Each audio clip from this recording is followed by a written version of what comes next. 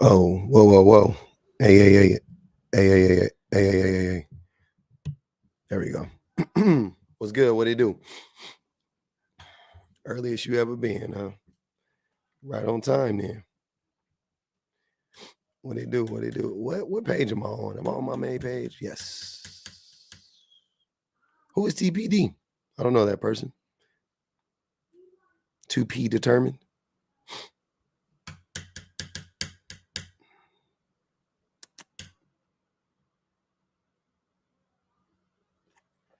Your boyfriend broke up with you because you expect too much. What's too much? What is too much? What up, Lux? I would love to know what too much is. It's weird. You too early. Never too early. You right on time. There are no good men. That's what we doing, man. What up, Dante? Yes, and before you guys ask the question, yes, me included. Put me in there too. Makes you feel better. Throw me right on up in there with I'm good with it.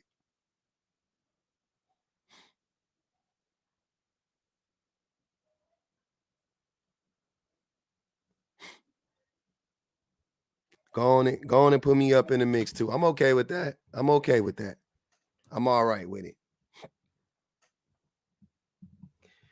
I think so. I have come to the conclusion that I can no longer. I think we can't give. There's no room. There's no what's the word I'm looking for? There's no grace.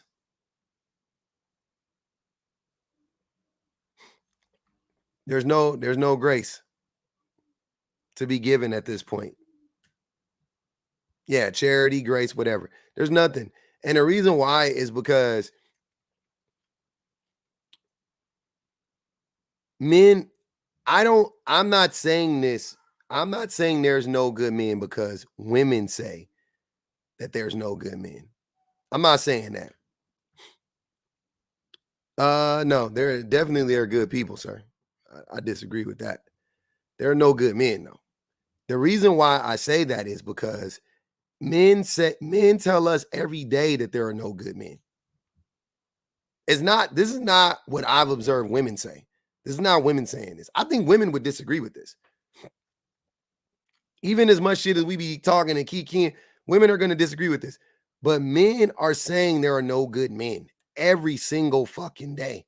They don't say it directly. They don't. But they say it every day. They say it every day. And I'm not talking about with their actions.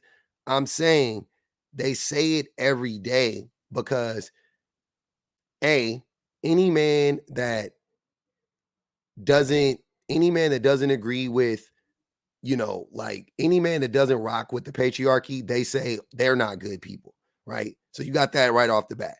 Then even when they describe good men, the men that they describe, they don't ever talk about the man's character. They say good men are providers and protectors. Why does that make you good again?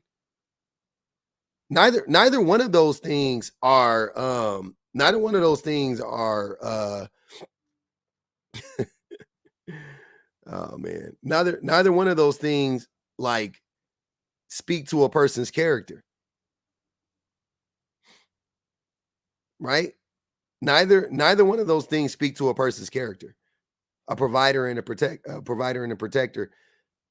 You could still be a shitty, like you could be a shitty person and be both. Meaning, like you could protect your family from outside dangers while abusing them inside the home.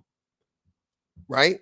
You could provide a life. You could provide amply for a family, but not be good to them. So even when men can't even describe what a good man looks like. When you ask a man, what's a good man? They don't know. So they don't know what a good man looks like. And then if you ask them beyond, if you let them say provide and protect, they'll just say provide and protect, which doesn't automatically equal a good man. They themselves aren't good men. They'll acknowledge that most of the time when you ask them, when you really press them on it. So who are these good men? Are you the good man that you're describing? No, I'm not saying I'm the good man. Okay, so it's not even you. You're not even the man you're talking about. I've come to the realization that men actually think there's no good men. Men think that. Men think that. I have no doubt in my mind that men believe that there are no good men. Men believe that. Now, my next question would be, then why do they get online every day? And why do they go out in the world every day and lie and say that there are all of these good men?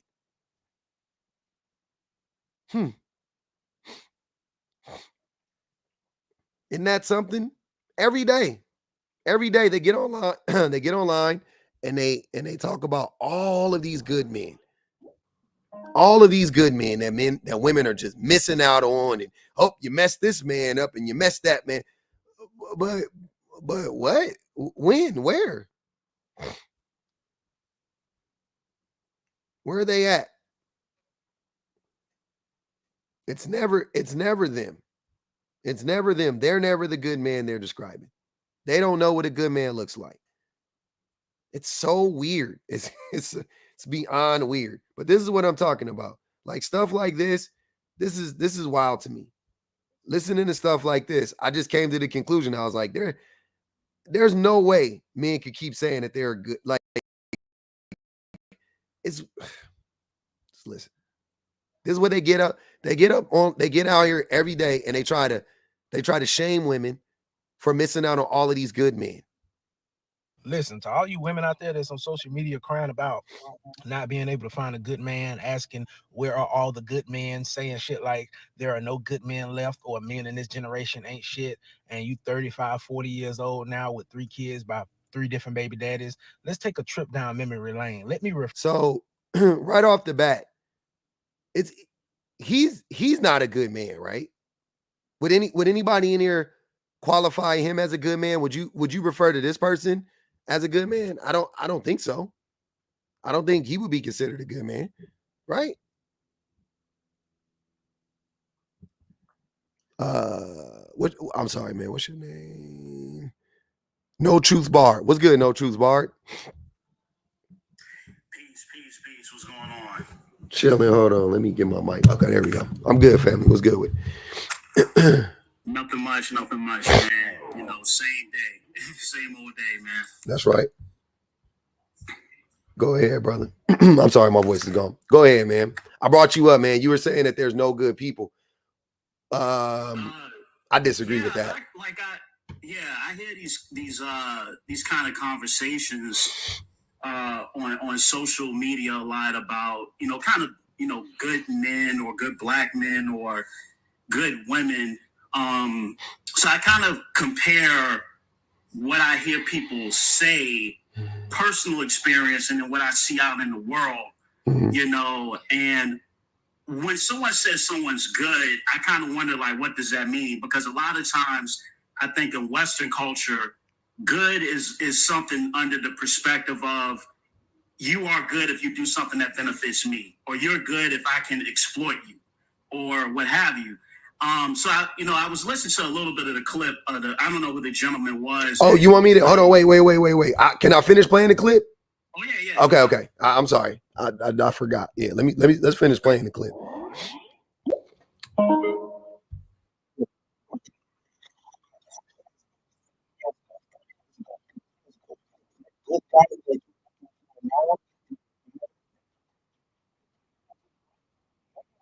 Sorry, hold on. I gotta take it back. I messed up. I stopped. I gotta go and fix it on YouTube real quick so they can hear it. Give me 1 second. They couldn't hear it on YouTube. It's only about a minute clip, so just it'll be quick. Share. Okay, there we go. Years old now with 3 kids, about 3 different baby daddies. Let's take a trip down memory lane. Let me refresh your fucking memory. About 6 years ago, 7 years ago, 3 years ago, 10 years ago, that good guy that you're looking for now, that provider, that protector, he came into your life. Maybe more than once. Maybe on 3 or 4 different occasions. That man came into your life, but you cheated on him. Yeah, you remember that shit? You betrayed him. You lied to him. All right. He asked you out on a date. You agreed and you stood him up. You remember that shit? That man came into your life. That opportunity, that chance has came and left. That ship has left the dock and sunk, baby. You 40 years old with 3 kids by 3 different baby daddies. You frustrated because you're doing all this shit on your own because of you.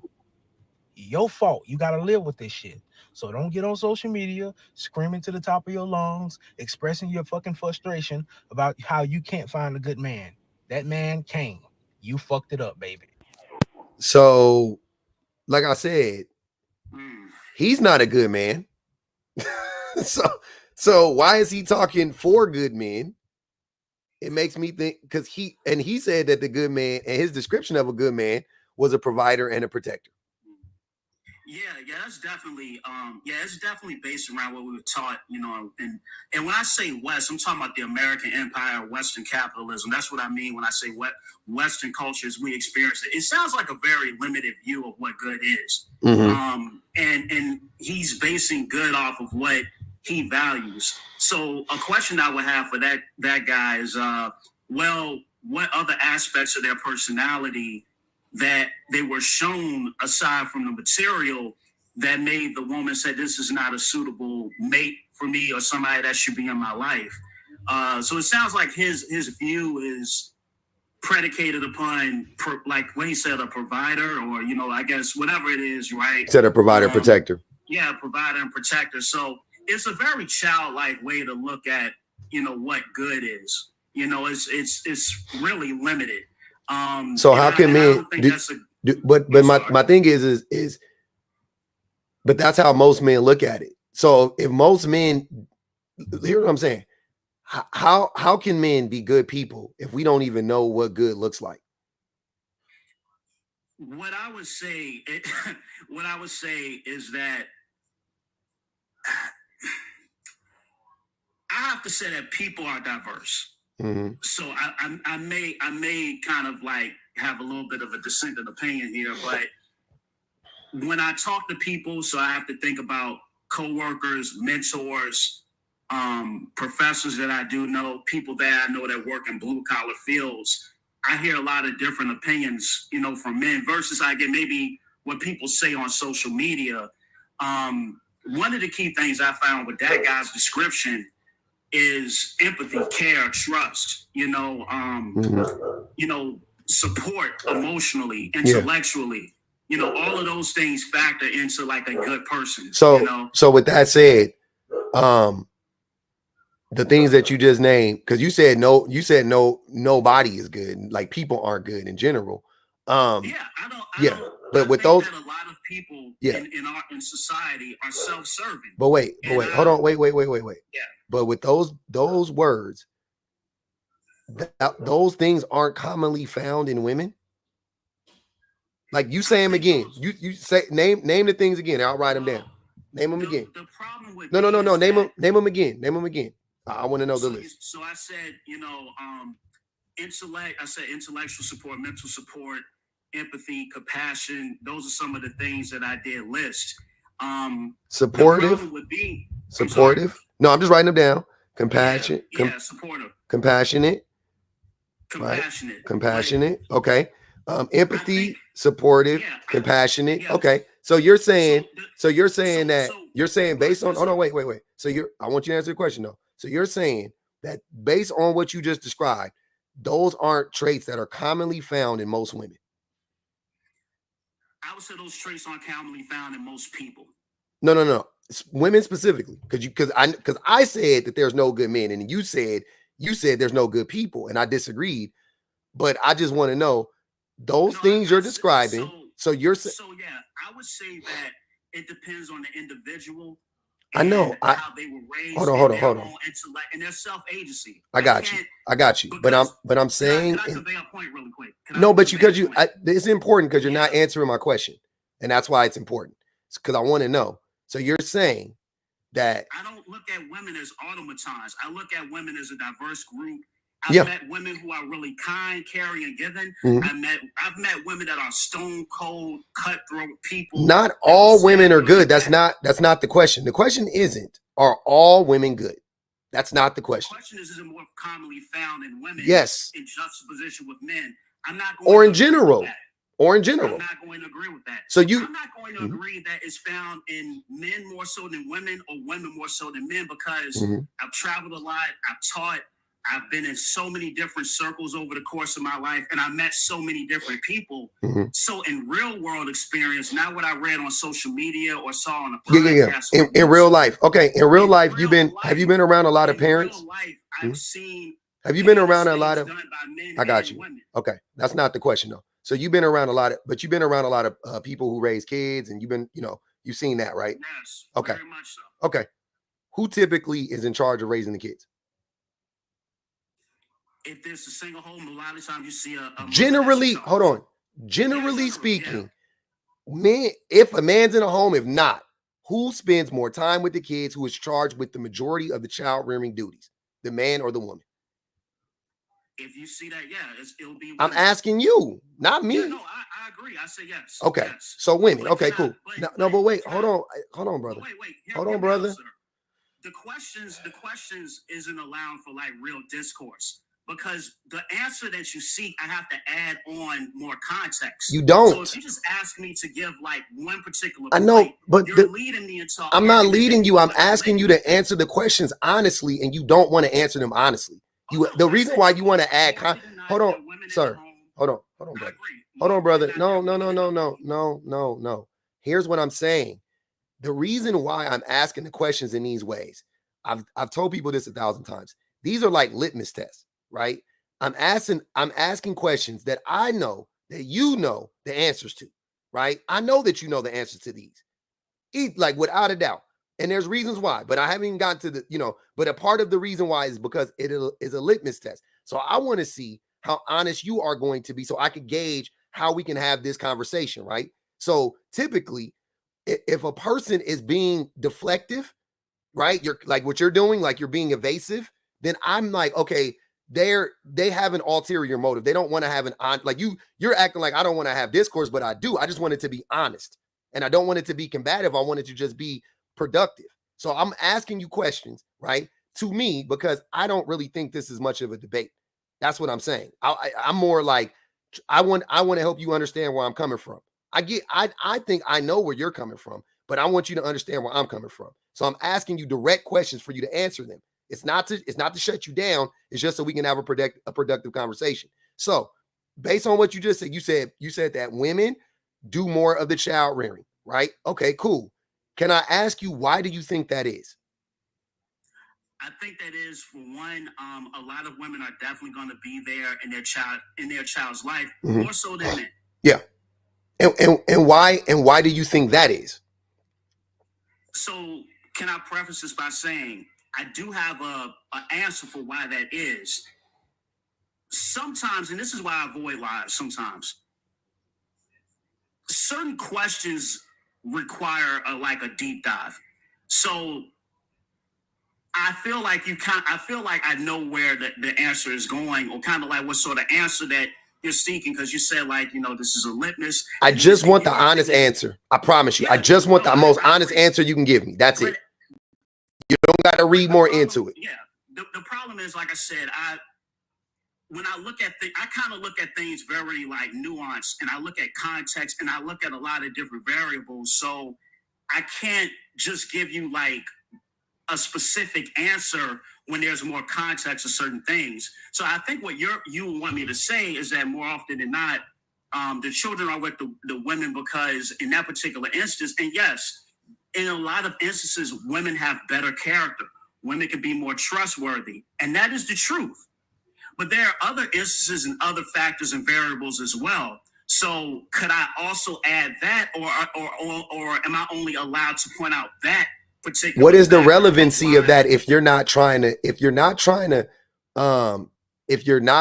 hey, you guys could block Totally Not Black too, by the way. You don't have to mute. Oh, I'll block them. Never mind. We won't mute them. We'll just block this person. I don't like their name. It's a weird name. So you can get blocked. But so the thing is that, do you understand? So I asked you a general question about women, and what you want to do is you want to say, well, not all, but nobody, I've never said all. All I've been asking you for is I didn't say well, not all. No, but that's what, no, I'm paraphrasing. I know you didn't say that verbatim, but that's what you're trying to do. Because you're saying like, well, in this instance, women do this. And in that, sir, I understand that that there are women out here that aren't that well. There aren't, hold on, sir. You're asking questions that require thought out answers. I'm just asking. I don't even think they're that. I don't think you need to think them out. Some of these, and I'm gonna say, this is what I want to say. Some of these topics I see people cover on live, such as this one, they require more depth than you guys are like willing to give these subjects, because there's so many different variables that go into the answers. Do you see how we're wasting so much time about you? We have to stop for you to explain to me what I like. Don't do that. Let's just focus on the task at hand, because I do want to get in depth. And I agree, but you're asking me. So, for example, when you ask me the question you just asked me, right? I'm thinking about copious amounts of books that I've read. I'm thinking about sociology, classes I've taken, conversations with professors, scholars. I'm thinking about my personal experience, women in my family. So I'm kind of like. So when you when you synthesize all of that, hold on. I'm trying to synthesize a lot of this. When you synthesize, I've done all of that too. That's what I'm saying. When you synthesize it, you can spit it out and you can articulate it fairly easily. And the question goes back to, who is typically charged with taking care of children? Women. And I said, I know, I'm doing it now. I'm fast forwarding it now. And why is that reason? The reason is because women are more nurturing than men. That's the reason why. That's the reason why. Men, that's the major, not the only reason. That's the biggest reason why. The biggest reason why women are charged with the task of taking care of children is because they're better at it. What makes them better at it the majority of the time? Because they're more nurturing. And what does nurturing entail? Empathy, support, compassion, the things you described. So going back to what I was saying, when I said that you don't, this is not things that you generally or typically find in women, and you tried to say, I was like, why are you saying that? When you know. So with that point, what is it in society? What sociological factors cause women to be more nurturing? That they are allowed to be. Oh, you want me to answer the question, or you? Please. Yes, okay. Sir. So I think the reason why women are more nurturing is because they're groomed, they're conditioned to be more nurturing.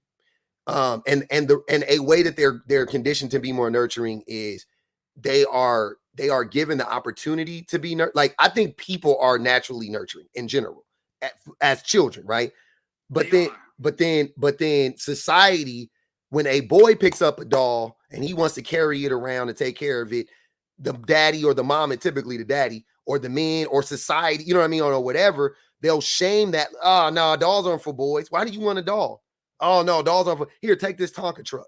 Right? That's what we do. So we start to condition little boys really early on. It's not really cool to take care of things. It's not really cool to think about yourself, right? Think about yourself. We give boys the leeway to be bad.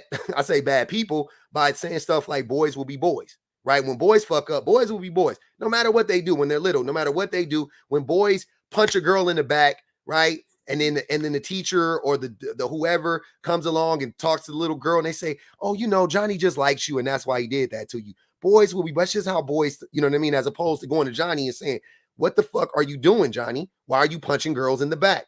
Right? And having that real serious, I don't care if you're 5, 6, or 7. What are you doing? You don't do that, right? It's a serious thing. So that's what I'm saying. And girls are taught, they are allowed to be humans, right? More than boys are. I'll be honest, that is the truth. Boys are not conditioned to be human beings. They condition a lot of our humanity out of us. Then when we become adults, we never try to go find it. We never spin the block to go find our humanity. So yeah, it's fucked up that happened to us as children. Don't get me wrong. I'm not saying that's our fault. But when we become adults, well, we do not, no matter how much the women are telling us, like, hey, I want you to treat me like a human being. I need compassion. I need empathy. I need support. The men go, yeah. Provide, protect. Provide, protect. That's what makes me a good human being.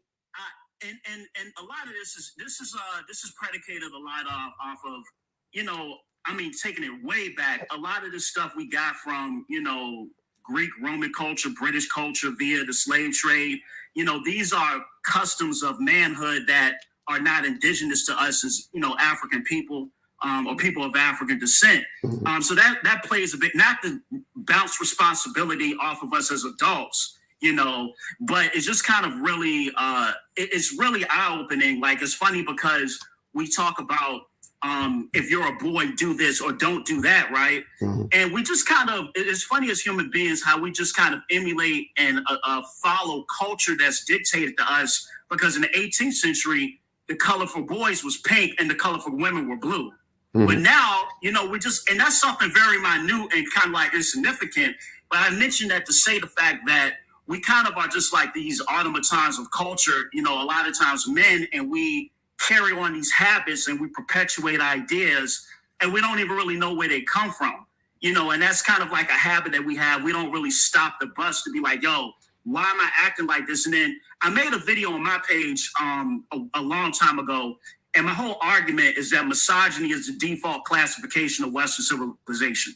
And I kind of went into the etymology, like the word, if you look at the word woman, men, everything in every language, the word for it to classify women is predicated on what the man is, even in Hebrew. So all I'm saying is that, like, you know, I definitely agree with you on that end and that point, is that we have a way of looking at ourselves as not being human and being kind of like these sources, if you will, of quote unquote resources. And it kind of is going to take like a critical mind to think and question like the things you've been indoctrinated with. Yeah, I mean, we need to get there, but nonetheless, that's my point. Women aren't conditioned the same way men are. Nero, you had a disagreement. You said it's BS. What's BS, Mr. Nero? I think the general idea that a certain gender is more nurturing than the other gender is actually part of the problem you're talking about. And what you're pushing is also part of the problem that we have as a society. You're trying to push this idea that for some reason, by default, women are more emotionally nurturing. I didn't say that. You literally are just making that up. I didn't say that. I didn't say that women are naturally more nurturing than men. Even for people who say women are more emotional, that is also false. I never said that though. Yeah, but you just insinuated it. I didn't insinuate it. No, hold on, Nero. See, if you have to lie, you don't have a point. Because I never said either one of those things. You said it. Okay, so tell me what I said then. You said women are conditioned to be more conditioned is not nature. Yes. Yeah. Yes. That's not. Hold on, Nero. Hold on. Back it up. That's a lie too. Back it up. Hold on. No. Now you pivoting. Because first I said women are naturally more nurturing. I didn't say that. Now you're acknowledging that that's not what I said. I said women are conditioned to, which are two completely different things. And now you're just going to say, well, I don't believe that either. Stop lying. I didn't say to acknowledge the first thing. Say, oh, my fault. That would be the genuine thing to do. It's my bad. I misspoke. You didn't say that. First and foremost. And then you can say, but I still disagree with that. And that's fine. That's fair. You did say women are conditioned, which is an insinuation that it's not an insinuation of anything. It is a standalone sentence. It is a full, complete sentence. Women are conditioned to be more nurturing. It's not insinuating anything. That's not even true. That's what I'm trying to say. Okay. That is not even true. Okay. That women are conditioned to be conditioned by who? By society, by men and women in our society. Next question. How is that so, sir? I just answered the question. Were you not? I'd rather public defender and Nero. I got appeal. Where is that conditioning? Where is that conditioning taught? What are you saying? No truth barred. I'm sorry. No, I was just saying, brother, like, thank you for inviting me up. I love the discourse. I wish I had more time. This was really dope. Yeah. I'm a following man, and I love to, like, jump in more lives in the future. Peace to everyone in the chat. Also, if I could recommend the book really quick, you're familiar with Chris Ryan. He wrote the book Sex at Dawn and Civilized to Death.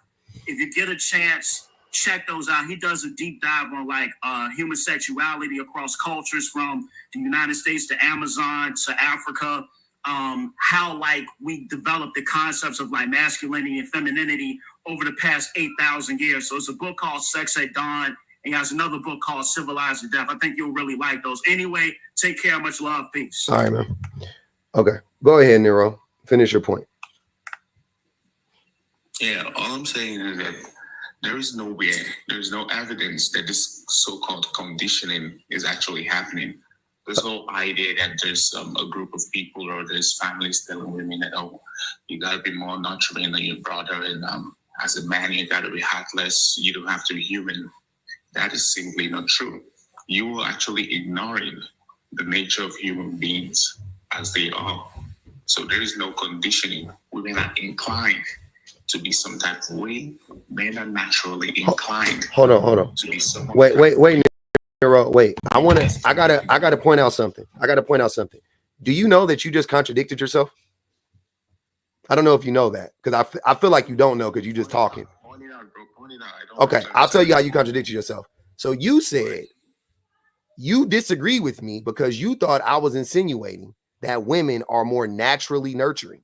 That's what you said. And I said, nope, I never said that. I said women are conditioned.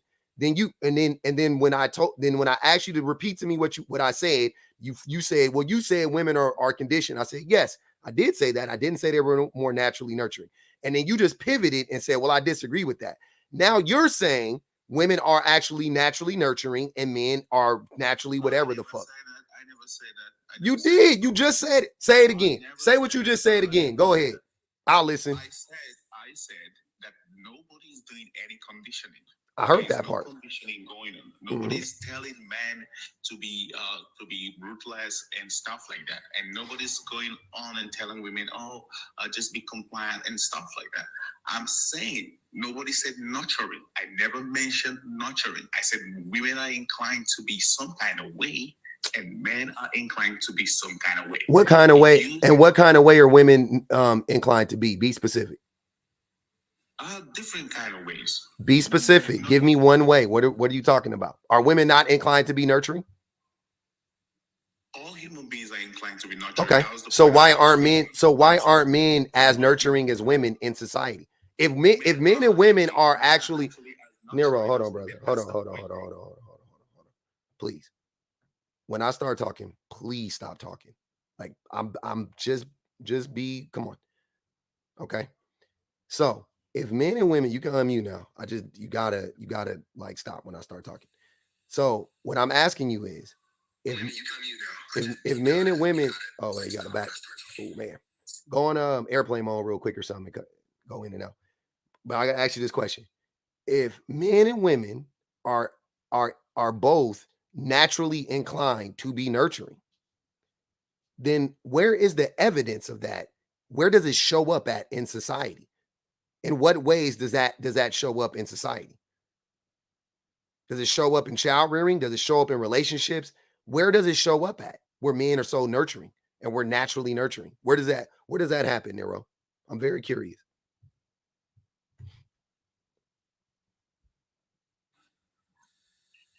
Well, when it comes to the nurturing side of men, it shows up in so many ways. Of course, they don't bear children, but a lot of men sacrifice themselves for their children, for their families, for their wives. In what way? In what way do they sacrifice themselves?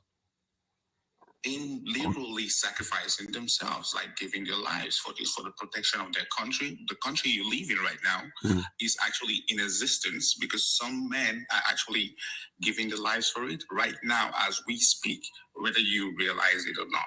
So men are. Wait, are you talking about the USA? The country that was stolen from the indigenous people and built on the backs of slaves? That same country? Well, I would like to see you actually going against the country itself, but since that's not what we're doing right now, we're talking about every other country right now. We're not going to talk about slavery. If that's what we're talking about, well, I'm just, you brought it up. You tried to do this. It's not just your country. I mean, you said in the country you're in right now. I'm in the USA. It applies worldwide.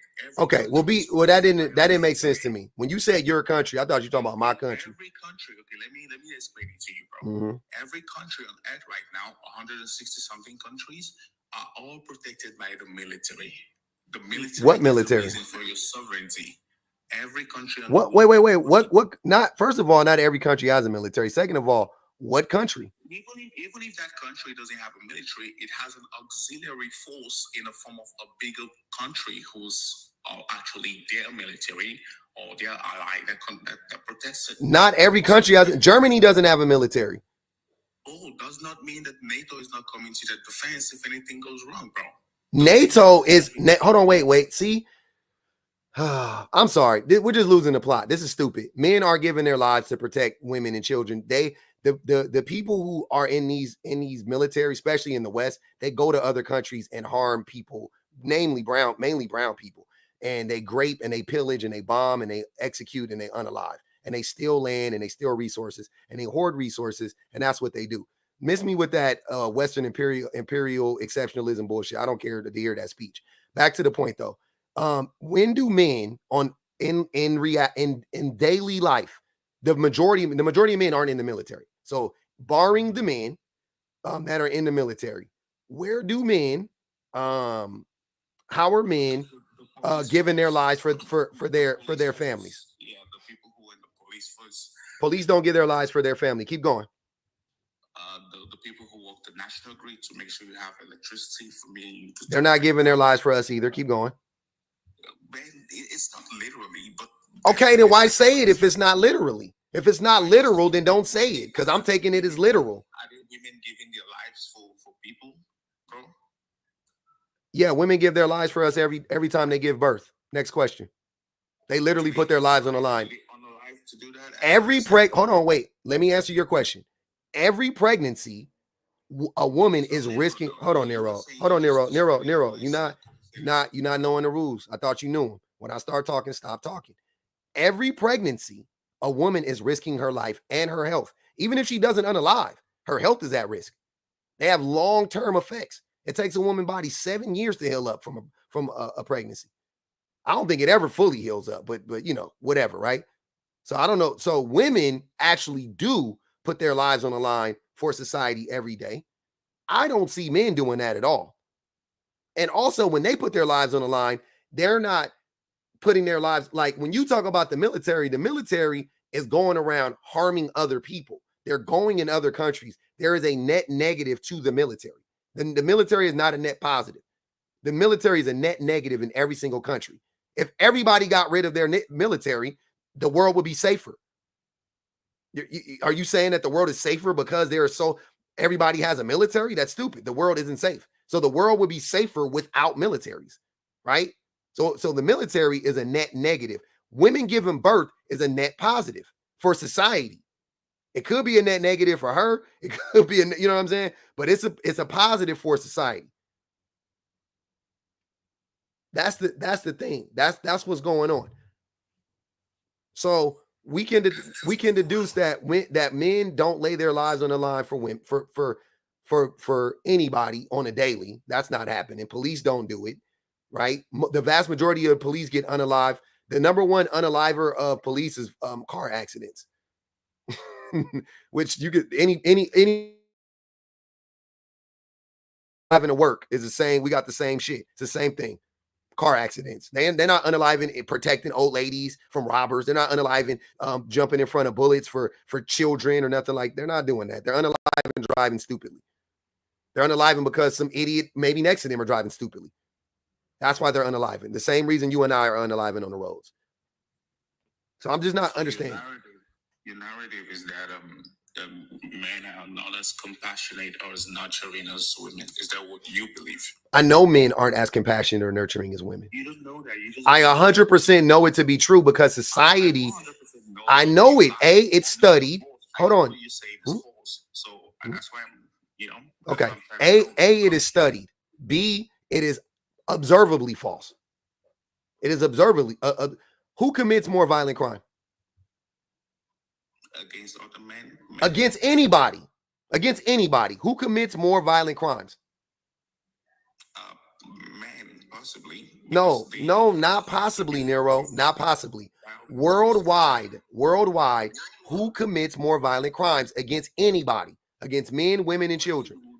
The question would be, who is capable of committing violence? That's not the question. I asked the right question. Who is actually committing the most violent crimes against any group of people? Men, women, or children? Who gives birth to criminals the most? That's stupid. No, that's a dumb question. That's the same way your question sounds, bro. No, it's not. Because men can give birth. So when you ask questions, men could do what? By default, just when you say things like who commits the most violent crimes, most human beings who commit violence, who are capable of violence, are men in the first place. That's stupid. Anybody is capable of violence. Men. That is a no-brainer question. That's me asking you. My 9-year-old son is capable of violence, Nero. Therese said, get him up out of here. We did it, Joe. To Nigel said, not to bounce responsibility off as an adult, but I'm finna bounce responsibility off us men as adults. That's exactly what they did. We did it. Hey, Ashley, I was gonna ask the question, but I couldn't find the opening. My bad. Don't worry. I keep it locked in a locker. The next man will do the same thing. Don't worry. Saying men aren't. Oh my God. Wow. Just the fake objectivity is ridiculous. There is, like, what are y'all talking about? This is not rocket science. This is not rocket science. Men are not as compassionate. They're not as supportive. They're not as empathetic. Those three things are typically found in most women. What is so hard in admitting that as a man, as a human being? Just say it, man. Why are y'all lying about it? Shit is so weird. People are whatever. No, we're not doing that. We're not doing that. This is what I'm talking about. This is what the men's are doing. This is what the men's are doing. This is what the men's are doing. Listen to this. This one really gonna burn your buns. This shit here is stupid as hell. I don't know what's going on. The men's are not okay.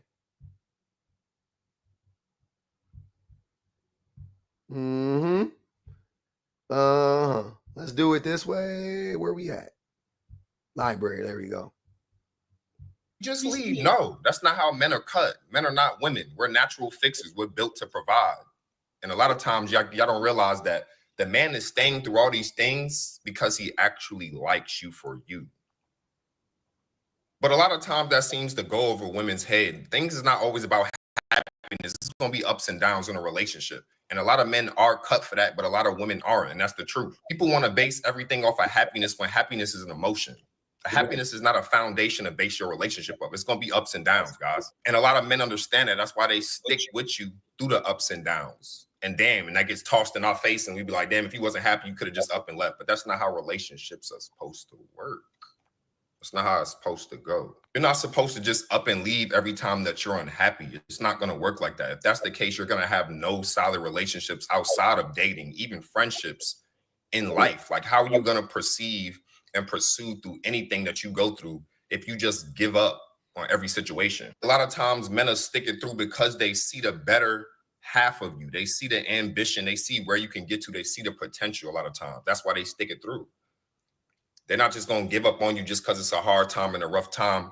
They just want you to be accountable, tweak this or tweak that, not necessarily change you, but they see the light at the end of the tunnel. That's why a lot of men don't give up. That's why a lot of women end up leaving and choosing their happiness, because a lot of men will stick it through. They'll stick it through tough, teeth and nail, literally.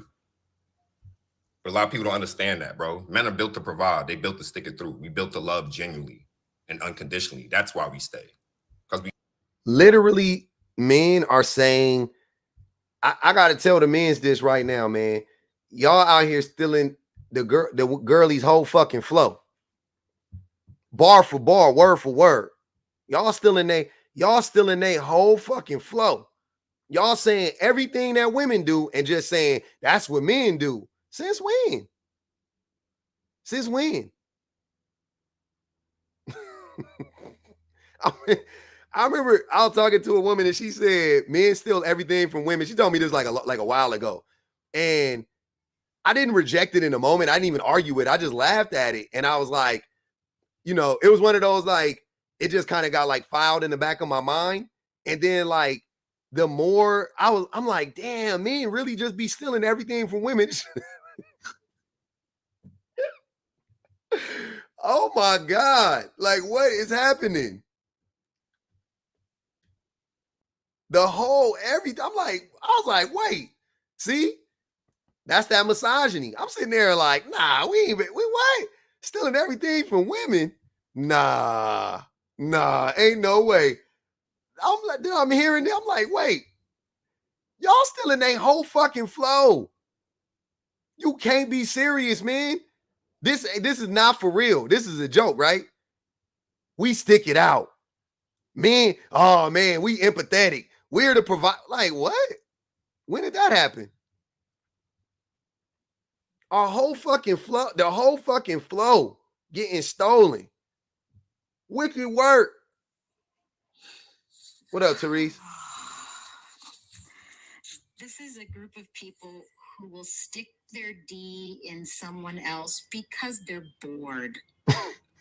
These are the we stick it out, we love unconditional.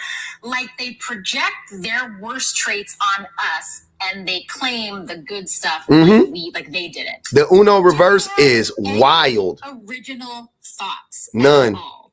It doesn't seem so. And just when I think I've seen the worst of the aggressively stupid, they outdo themselves. No, you ain't seen the worst yet. Stick around, Therese. The audacity, like the audacity level. This week in particular, I've noticed the audacity level is high. It's really high. Audacity is strong with these ones. Yep. It is. Because I never have time to stay on your whole live. I'll usually stay for like an hour, maybe 45 minutes, half hour. Oh my God. I always happen to bop in with some a-hole, like making no sense. And I was waiting. Like my thumb was like, I was like, give it a chance. Maybe he can turn it around.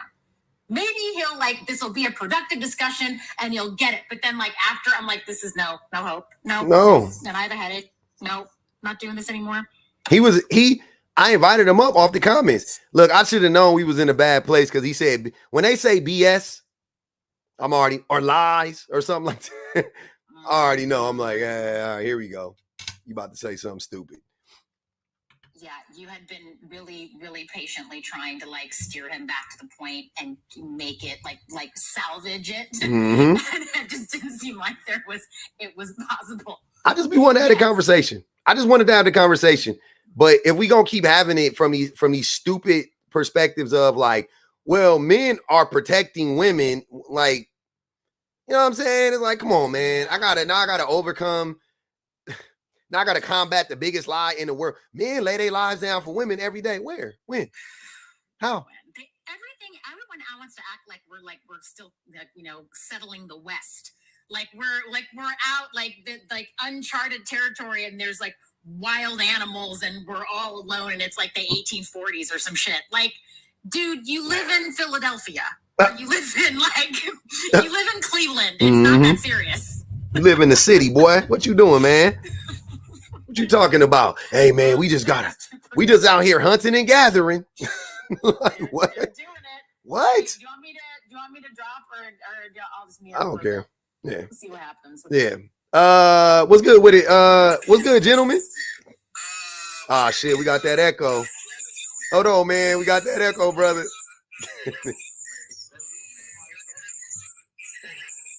That echo crazy than the motherfucker. To another app and then come back or do airplane mode. Yeah. And then Usually I try airplane and then yeah, we swap out. Hey, Relly said they stick around for shelter. That's the only reason why men be sticking around. Oh man, that boy said he said he be sticking around. Gone already. Wow. No, he did. He went out and came back. Oh, okay, gotcha. Yeah, dog. He said for shelter. I said, yeah, it sound about right. What's good with it, gentlemen? What's up, my boy? Yeah, man. You good now? You know, I can't do I can't do the conversations in the comments. You asked the question. I said, come on up and ask the question. You my guy. All right. Watching your content. Yep. You my guy. What's a good man from your perspective? And I'm saying this from a general place, not no funny stuff, nothing like that. I know what you mean. I think the same thing that makes anybody a good person, the same thing that makes men good people. I like what my man said earlier: empathetic, supportive, compassionate, genuine, honest, consistent, patient, caring, vulnerable. Yeah, I got a lot. Oh, generous. It's a lot, it's 1,000 things, but things that, dependable, all of that stuff. Definitely. For about the last 25 minutes or so, like that. Mm-hmm. So, like, are you saying like there are good men? Like, that's what it say right there. So I think that men, why I create this prompt is I've come to the realization that men think that there are no good men, but they consistently get on the internet and gaslight women into believing that there are good men out there when they themselves aren't the good men they're describing, and they themselves don't even know any good men. Like most men don't think men are good men. Most men don't think that about men. See what I'm saying? So when you ask men what do they think a good man is, they can never describe it beyond provider and protector, which don't qualify as good traits.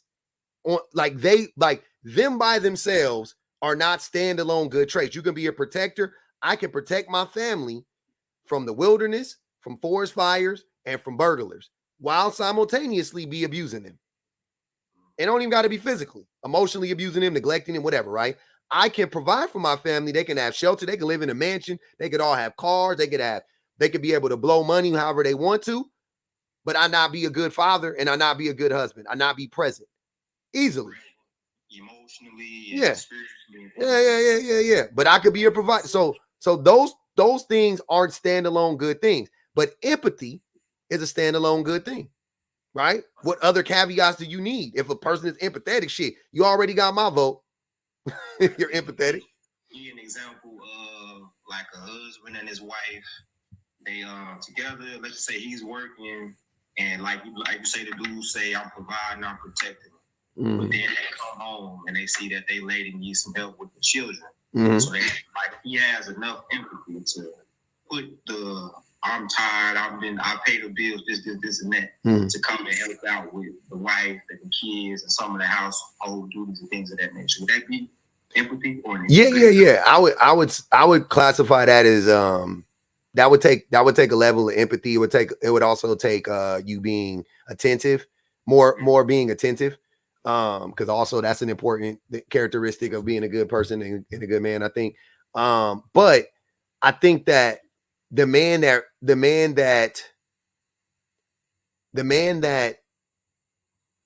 doesn't look at it as he's helping his wife is a better man. You know what I'm saying? Because that would insinuate that that's her duties, but you're just helping with her. You know what I mean? Like, so not looking at it from the perspective of I'm helping her with her duties. I'm doing it because this is what I'm supposed to do. This is my duty. How am I helping her when it's my duty? You know what I'm saying? 100%. So that would be the better man. But yeah, definitely I would say that's I ain't gonna hold you. That's still a decent man. The guy that's like, hey, I pull up, the kids is tripping, cool, running the house, let me start helping out with the fine. Whatever floats your boat, whatever gets you to do it. But I would think the real highest level of that is realizing like those kids are also my responsibility. That these chores are also my responsibility. My wife is also my responsibility. I shouldn't wait for her to bring to me an issue. I should be checking in on her. Even if I don't see an issue, I should be on some like, hey, are you okay? What's going on? How you feeling? Or just talking to her, just, listening to her tone and whatever, right? You don't even got to ask her if she okay. Because a lot of times they won't tell you. People in general, men or women, they won't tell you just straight up, like, hey, you okay, gentlemen? Yeah, no, a lot of people, oh no, I'm good, man. Whatever. Whole time they broke. But if you just talking to a motherfucker, they start to, man, you know, this nigga, man, these motherfuckers were tripping at the job last week, man. You know, right? And that's. Do you think that do you think that the majority of men do not do that? Yeah, the majority of men don't do that. No, hell no, they don't. Hell no, not even close to the majority. Do you know why? Like, why do you think that is? Because we are inherently selfish. We are inherently self-absorbed. Inherently, and please forgive me, I ain't as educated as everybody Yes. Inherently meaning we were taught this. We were taught that, yeah. Innately would mean nature, and inherent means we're taught it. Yeah. Okay, and we are taught from what? We're taught by society. We're taught by our peers. We're taught by maybe our parents. We're taught by TV. We're taught by society writ large that men don't have to do anything that we don't want to do. Right. So right. What do you think? And this is me being genuine, because I told you I listened to you. Yeah. And I watched the last live that I was on. Mm-hmm. And I do have, my more so aggressive character on the front end when I'm talking. Mm-hmm. But in real life and what I do on the back end, I'm not like that. So what do you think would be for ladies to get the proper treatment, and for, if we decide to be with one another, for us to come into alignment, what do you think a man should be and a woman? How should a man be treating a woman, basically? The same way she's treating him. It should be reciprocated. If you don't know how to treat a woman, how's your woman treating you? Mm-hmm. Right? Do that for her. If you don't know, I'm saying if you don't already know, I think that's a good place to start. It's just to start by mirroring what she's doing. Okay. You know what I'm saying? Like she be loving you, she be touching you, she be talking to you nicely, she be doing it. You don't need to tell her to do shit. She's doing everything she needs to do. You know what I'm saying? You don't gotta come to her and be like, hey, I really need for you to help me here, help me there. She already on it, right? She your backstop damn near. If you think about it. She catching everything that's coming, right? So instead of asking her and all of that shit, you just do it. Just okay, model that behavior. We don't know until you start to like learn, like on your own. It's just a good place to start. You know what I'm saying? Like, and then you can develop your own personality and your own way of doing it, or whatever the case may be. But I don't think that it's a bad thing to recognize what she's doing. And then say, I should do that for her, right? Not as a means to manipulate her, but as a means for you to grow. She's listening to me. When I talk to her, she put her phone down and she looks at me and she listens to me. When she talks to me, I should put my phone down and listen to her intently, right? 100%. So you think that, because I remember the last time we had talked, and you told me that I kind of speak for a minority of men. In what way? In what way? As far as I remember, like a video did like 40,000, and I was kind of telling you on the back end, I be having dudes telling me their wife did this to him, did that to him, all those things. Mm-hmm. So how do you think that? Because I be seeing you like kind of stitch some of the other guys or whatever. Mm-hmm. Do you think these dudes be speaking from their true perspective as far as speaking the truth, or are they speaking from a place of being disingenuous? Both. I think they're because they're projecting. So like, I think sometimes so that's what I'm saying. So it's who they are. So it really is who they are. And then they just project that onto everybody else. And I'm like, that's not, so it's not genuine, because the thing that makes it not genuine is, that doesn't apply to everybody. 100%. Right. Hey, I'll be told it. I like what you do. I like what you be teaching and stuff like that. We might have different opinions. Hold on, wait. There's a dude up here. Akeem, do you know you're up here, Akeem? Oh, yeah. It's my turn to speak. Say something. Yeah. Sure, go ahead. Well, I'm honestly, brother, when I saw the topic of conversation, I got a little bit triggered, you know what I'm saying? But in hearing you speak to the other brothers and giving the breakdown, I appreciate you, just going into a little bit more detail on, all right, just because you pay a bill or you did something nice for the family, that don't mean you a good man. You know what I'm saying?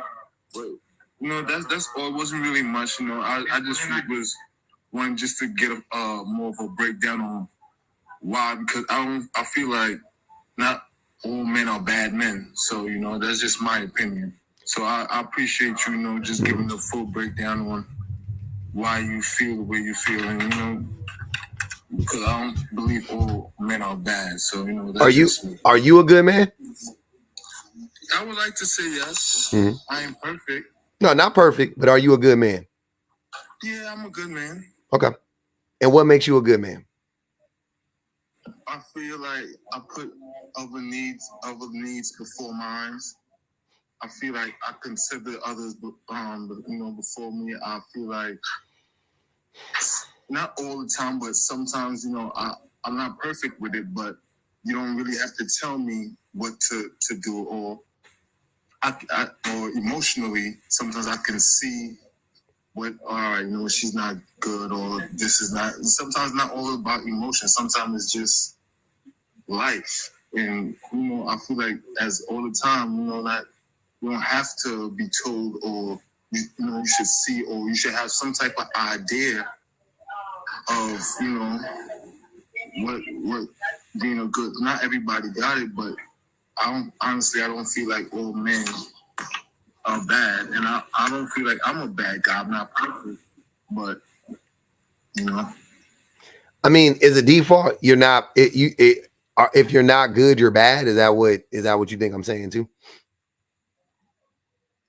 Well, in a way, yes. In a way, yes, because it's kind of like, well, all right, if you're not good, you're bad. But at the same time, I feel like we might see this brother has one flaw, and we cast him as a bad person, you know. But And what is that flaw? What if that flaw is he's abusive? Can I call him a bad person then? By all means, brother. Okay. By all means, now, are you familiar with you know, the different ways of abuse? Yes, it's physical, emotional, financial. Mm-hmm. So I agree. Yeah, I agree that. And do you and when you are, I mean, we're just talking about in the context of a relationship right now. I ain't even got into everything else. So, in the context of a relationship, you've never abused a woman? Yes, sir. Okay. Yes, sir. Okay. Yes, sir. Okay. You know, like I said, I don't want to get up here and try to paint myself. No, I appreciate it. I'll admit it too. I've done it too. We in the same boat. I have got into physical altercations before.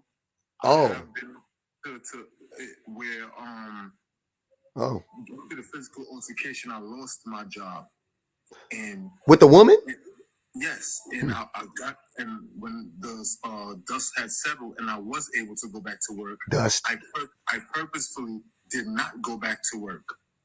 You know, to make it hard on her. I'm not lying to you. Oh, I believe you. There's no reason for you to make that story up. I 100% believe you. But at the same time, I did not stay that person. Okay. That's why I kind of got triggered a little bit by the topic. There are no good men. I'm not saying that because you change that makes you perfect. No, not perfect. Some people will still have those memories and those scars from prior. But my thing is, you at least saw who you were and you made an effort to change. Yeah, no doubt about it. Would you that woman, did you beat her up? I won't say I beat her up, but it got like it was a little tussle. It got physical, but like I'm gonna say this because I was told by the same woman, just because you didn't make a fist and punch me in my face, that doesn't mean it's not physical abuse. Oh, this was your woman though, right? This wasn't like because you said I thought it was at work, but this is your woman. It was a DV case. Yes. Okay. So the mother of my kids. And the mother of your okay. The woman I'm talking about is the mother of my kids. Okay. So you physically accosted the mother of your kids. My personal opinion on that one, I would have to say that disqualifies you from the good guy category. But that doesn't mean you shouldn't keep working on it. That doesn't mean you not, you know what I mean? Like, you could try to keep being a better person and be the best person you could be. But I would say that would disqualify you. I'm not mad at you for your opinion. Yeah. But since then, I have done therapy. Yeah. I have signed up for anger management, and I graduated from the therapy. I have about 4 more classes with the anger management. Oh, this was recent. And well, this was about a year, 6 months to a year. Oh yeah, this is super recent. Wow. Okay. Yeah, I'm gonna go on and tell you, I do appreciate you working to get better. I do appreciate you doing that and you taking it seriously. But I'm gonna say, as of now, I think that's kind of wild, because I don't think the mother of your children would think you are a good person. That's what I'm saying, and I think that would be the. I agree. Yeah. Believe it or not, she the one that put me on to you. Oh shit. Right, word is born. I'm at work right now. She just hit me up like, "Yo, come in the chat." I looked at the topic. I'm like, "Nah, that's a triggering topic." She was like, "Yo, just come in the chat," and I came in the chat. Yeah, and you know what I'm saying. And I got that's crazy. So, why do you think you got triggered? Well, I feel like I'm like I said, I'm just being honest with you. Yeah. I feel like I'm doing everything to become a better person. Mm-hmm. I walk away more. I even though we're not together, I don't have to go and do these programs. It's not no court ordered. It's something for me. Okay. That if I ever get the opportunity again to be a family with that woman, I'm in a better place. Oh, you want to spin the block on? You want to spin the block with her? Well, I'm a family man, and I'm not gonna lie. That was the mother of my kids, and I do pride myself on being a family man. You know what I'm saying? So, I hear you. Man, damn, I hear you, Hakeem. I do, but be honest. Would you think I should just walk away? Yeah. I think that's gonna be the best thing for you and for them babies, most importantly, and for her. Just protect. Yeah. I think she deserves a person that didn't physically abuse her. You know what I'm saying? Like, don't you? I agree. Nobody, no man, no woman wants their female cousin or woman or family member abused. Wait. That's actually a great. I like that you say. Okay, so she's not the mother of your children. She is your mom. Would you tell? No. I'm saying hypothetically, she is your mom, right? In this scenario I'm about to describe to you. Right. So now you're not, your father or a man abuses your mom physically, and she's thinking about taking him back. What do you say to her? Honestly speaking, I would say no 70% and yes for the other 30%. The reason why I would say no for the 70% is because ain't no telling if it can happen again. What you mean? I think, like, let's say it was a physical altercation. Mm-hmm. So I would say no, 70% no, even let the relationship be. The other 30% yes is because you never know. He might really have changed. He might really become a better person. But 70%, but I don't know what that means. I'm saying, are you telling, if she's like, what should I do? And it's like, comes down to like you to deciding factor, thumbs up or thumbs down. You hitting her with this or this? It's a 70-30 for me. So you hitting her with this? You doing like this? 70% no. Well, that's the middle. That's 50-50. You saying 70-30, you like this with it? So 70% no. The other 30, who knows if he might be a better person? Who knows if he actually, value the relationship more? So you would, but this is what I want you to understand. So you would tell your mother, you wouldn't just dead it and be like, nah, mom, don't go back. You can find a man who isn't physically violent to you, right? Yes, or you can risk. or you could risk it with this man. And I'm not, some men change, Akeem. Some men do change. I get it. I do. That's why I said 70% no. But it ain't 70 though. Not 30% of men change. Like 5% of men. You know what I'm saying? So if it's like 95.5, then you telling her no. That's what I'm saying. I think you would tell your mom no. I think you would tell your mom no. I would say tell my mother no. That was what I'm getting at. Yeah. You would tell your mom no. Mm-hmm. And try to make it sound this, that, and the third. But I'm also answering it from my perspective too. Well, but that's what I wanted you to do. I wanted you to remove yourself because you have invested interest in saying 70-30. I'm saying remove yourself from the situation. Now it's your mom and another man, right? It could be your dad. 95.5. It's 95. That's what I'm saying. You're gonna tell her no. You're gonna tell her don't spin the block because it's the safest. It's the safest bet. The safest bet is don't spin the block.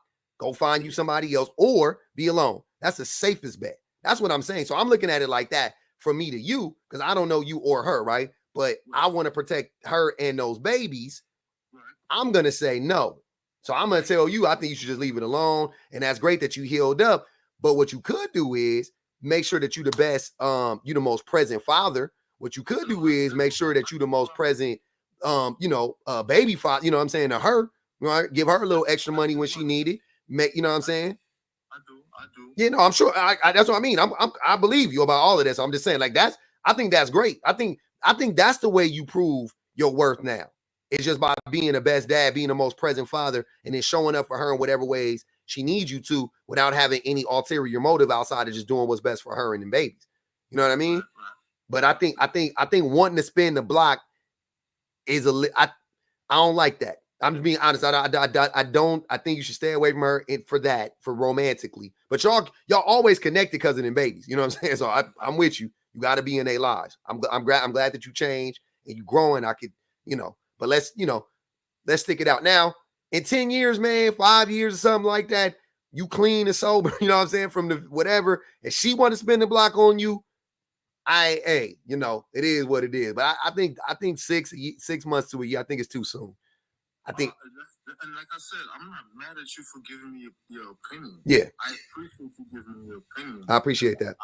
But at the same time, I would also like for you to know that I would, if ever I get the opportunity again, I would not do. I won't say never because never is a strong word. Why can't you say never? I don't like that. I don't like that you can't say never. Well, all right. Let's say you say, "Oh, I would never do this." Then you put in a position. Would you ever abuse your kids? No. Okay. Then why can't you say never with her? See, this is scary, Akeem. I don't like these. I don't like it, man. I don't like it, brother. I'm being honest with you. I don't want to say because I'm not saying that I'm going out there trying to look for an argument with her. I'm not saying I'm going out there trying to, but at the same time, what could trigger it? What could trigger it? That would be the question. You don't know what holds it 4 or 5 years from now. You don't know what may happen. You don't. Right now, you may go home to your lady and y'all get into an argument, and you might raise your voice, and she might take that as a sign of abuse. But that's not. Oh no, I was talking about physical only. I'm only talking about physical at this point. You know what I'm saying? Oh, as far as the physical, yeah. For a fact, I see what you're saying. Yeah. Okay, you see, I'm not. You know what? I give you a pass. You were just talking about abuse as a whole. You were saying like I can't say never. I might be neglectful. Okay, because you acknowledging like I'm not perfect. I may fall short in those areas. Okay, cool. Like I said, brother, I wasn't gonna waste your time and come up here, brother. And no, because I see how you chew motherfuckers out, like boom, boom, get off. No, I'm not even true. I respect it. Hey, man, if you I'm telling you the truth, and what you decide to do with the truth is on me. I appreciate that. So that's what I'm saying, though. So you're saying you were talking about like all the other forms of abuse that we were talking about. You saying I would never do that stuff. I would never do physical with her, but I may be neglectful. I may yell at her or something like that. Okay. You know what I'm saying? But at the same time, brother, like I said, I'm really a family man. I pride myself on that. And I'm really working towards getting my family back. I understand what you're saying. But you got your family. Hold on, wait. But Akeem, you got your family back, though. No, brother. Right now, she's in New York. I'm in Baltimore, brother. But you can't go visit them? No, I do I do visit, but I'm talking about in the same household. No. See, that's what I'm saying. I think you're looking at it wrong. It's okay to not be, it's okay. You got your family back. You got access to your family. Go visit them, go call them, FaceTime them, give them money, show up. You know what I'm saying? That's how you got your family back. Your family ain't gone. You still got your mama, right? If she here, God willing. If your mama here, you got your mama, right? You don't live in the same house. You still got your family. You still got them. But you don't need to be in the same house. You don't need to be in the same house to have your family. That's all I'm saying. What I want you to do is I just want you to look at it from a different perspective. But you know what though? It may not be the time for that. You know what I'm saying? You may not be ready to hear that because it's fresh and new for you. And I gotta respect that too. It's 6 months to a year. I get it. You know what I'm saying? Like I get you. I get you. It's you know what I mean? We ain't talking 10 years later. It's fucking 6 months later. You know what I'm saying? It's fresh. I got you. You know. So, like I said, I didn't want to come up here and bullshit you. I just want to, just, hey, like, I understand. Like I said, I'm not perfect. Yeah. I could have came up here and tell you the good side about me and tell you all the positive. No, that's false. If I'm going to participate, I'm going to be real with you. I fuck with it, Akeem. And you know what I'm saying? So, like, the reason why I came up to let you know, like, yes, some of the things I have done in the past will qualify me as the worst of the worst, feed them to the wolves. You know what I'm saying? Yeah. You don't think once you cross that line, like, I don't know, fam. I don't know. Something is just like, I agree with you know what I'm saying? Like, I don't know, brother. There's no coming back. I'm not disputing that. Well, you know what? Go ahead. There is a chance in the future where I could do the family household thing again. Yeah. I will be in a way better place, better space. That's all I'm trying to say. What do you think led you to that? What do you think? You know what I'm saying? Like, how did you get there? Well, at the time, I was going through a lot with the work. I was going through, just personally, I was going through a lot. So you going to therapy and you haven't identified like what the underlying factors were? No, I didn't. No, I won't forget it. So you don't want to stay? No, I don't want to stay, love. I'm going home. My fault about that. You good, brother? Yeah, I have underlying, but I just didn't want to get into detail. Okay, but you have identified the underlying factors. Okay. Yes. Okay. I have, and like I said, brother, I have been working on me. Yes, it may be too soon to try to do the household thing. I'm not disputing that. But what I'm saying is, if somebody is working towards being a better person and changing their life, should they be given a second chance? I think not by the person that you. I don't think she owes you a second chance. No, I'm not saying she. Yeah. If because of what I did, let's say automatically it qualifies me as a bad person. Now I'm trying to do better. Should I just be left in that category? Man, I really do. Let me put myself in this. I don't think I'm a good person. I don't consider myself to be a good man. Like, I genuinely don't. Why is that? I think that because I think I've done a lot in my lifetime. I've harmed people, women specifically. And because of that, I don't feel comfortable calling myself a good person. Me personally. You know what I'm saying? My wife could say I'm a good person. I don't know if she does or she doesn't. My kids could say I'm I could be a good father. I could have good I could be in different roles. You know what I'm saying? Like, I don't know that about it. I could be a good whatever. I could be a good presence in the community and all of that. But I wouldn't consider myself to be a good man. I personally wouldn't, right? Because of the things that I've done. You know what I'm saying? Of my abusive behaviors towards women, the gaslighting, the lying, the cheating, things of that nature. And I think that there are enough women out there who don't think I'm a good person for me to say, I think that that would be weird to me to say that I am a good person. Because when I say I'm a good person, now I have to argue against them. I mean, in theory, I'm arguing against them. I'm arguing against the people that I've actually harmed, and I'm trying to keep, and I'm telling them that I am a good person. You see what I'm saying? So if they still think I'm a bad person, hey, that's what I am. That's what I am. I'm gonna have to say that. I'm gonna have to say that I'm not. Like, I lost that privilege. You know what I'm saying? Like, and it's okay. Like, it don't mean that Akeem, you can't be a good dad. It don't mean that. It don't, you know what I mean? Like, it don't mean none of that stuff. Like, I don't want to put you in a box in that way. But I also think it's okay for you to be like, hey, man, you know what? Moving forward, all I could do is just kind of build on what I got right now, right? And always acknowledge what I've done. And I think that for me, that's what's been important, is for me to acknowledge what I've done and not ever be on some like, nah, forget it. I've outgrown that. I'm better than that now. Like, I don't ever want to get to that place, because I haven't. I don't feel like I have. You know what I'm saying? No matter what. Okay. Well, I appreciate you letting me come up here, brother. Thank you very much. Bet. I appreciate you coming up, fam. If you got anything else to say, you definitely can say it. I'm good. I ain't kicking you. No, I'm just trying to see how I get off the Oh, I got you. I got you right now. There we go. There is some subtext there. You think? Everybody in the chat was like, something. And I'm not sure of the stats, but generally abusers don't stop abusing. They don't. Oh, no, they don't. Yeah. They never do, right? There's no. So clinically speaking, I was just saying, hey, I was going based on the odds. That's all I was saying. I was like, I don't know, man. I think you might just stay away, bro. If you're still in the chat, the odds are not in your favor.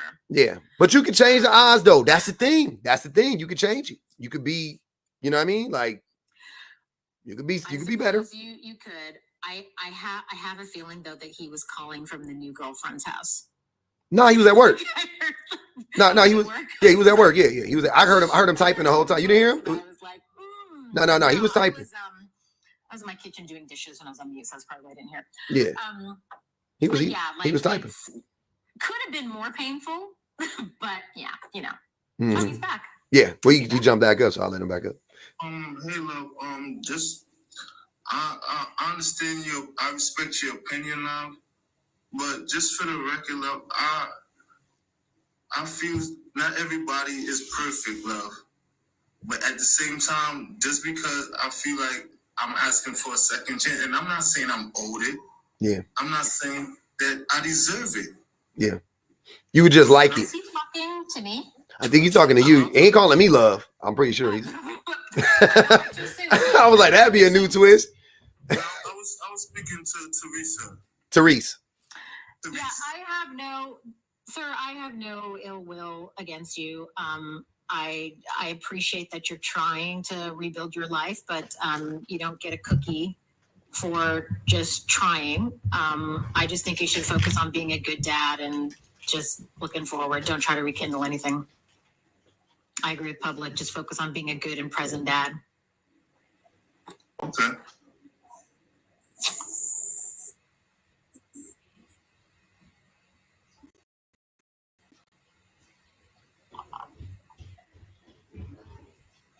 Y'all in the chat are hilarious. Just so hilarious. I love the chat in this live. It's epic.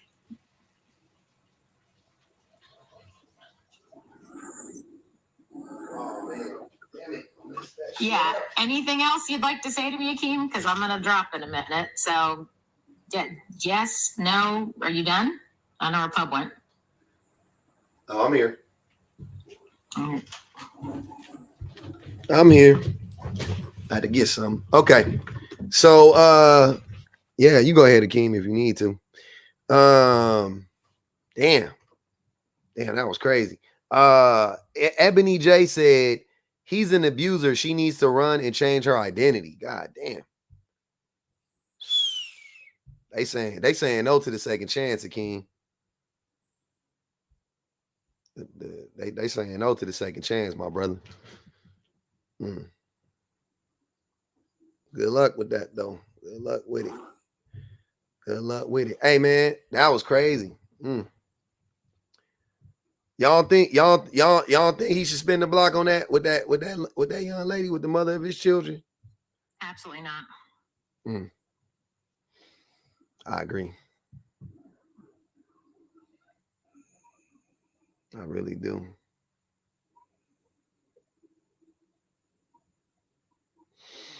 It's like the chat has spoken. Yeah, they don't. The same on the YouTubes too. They not digging it.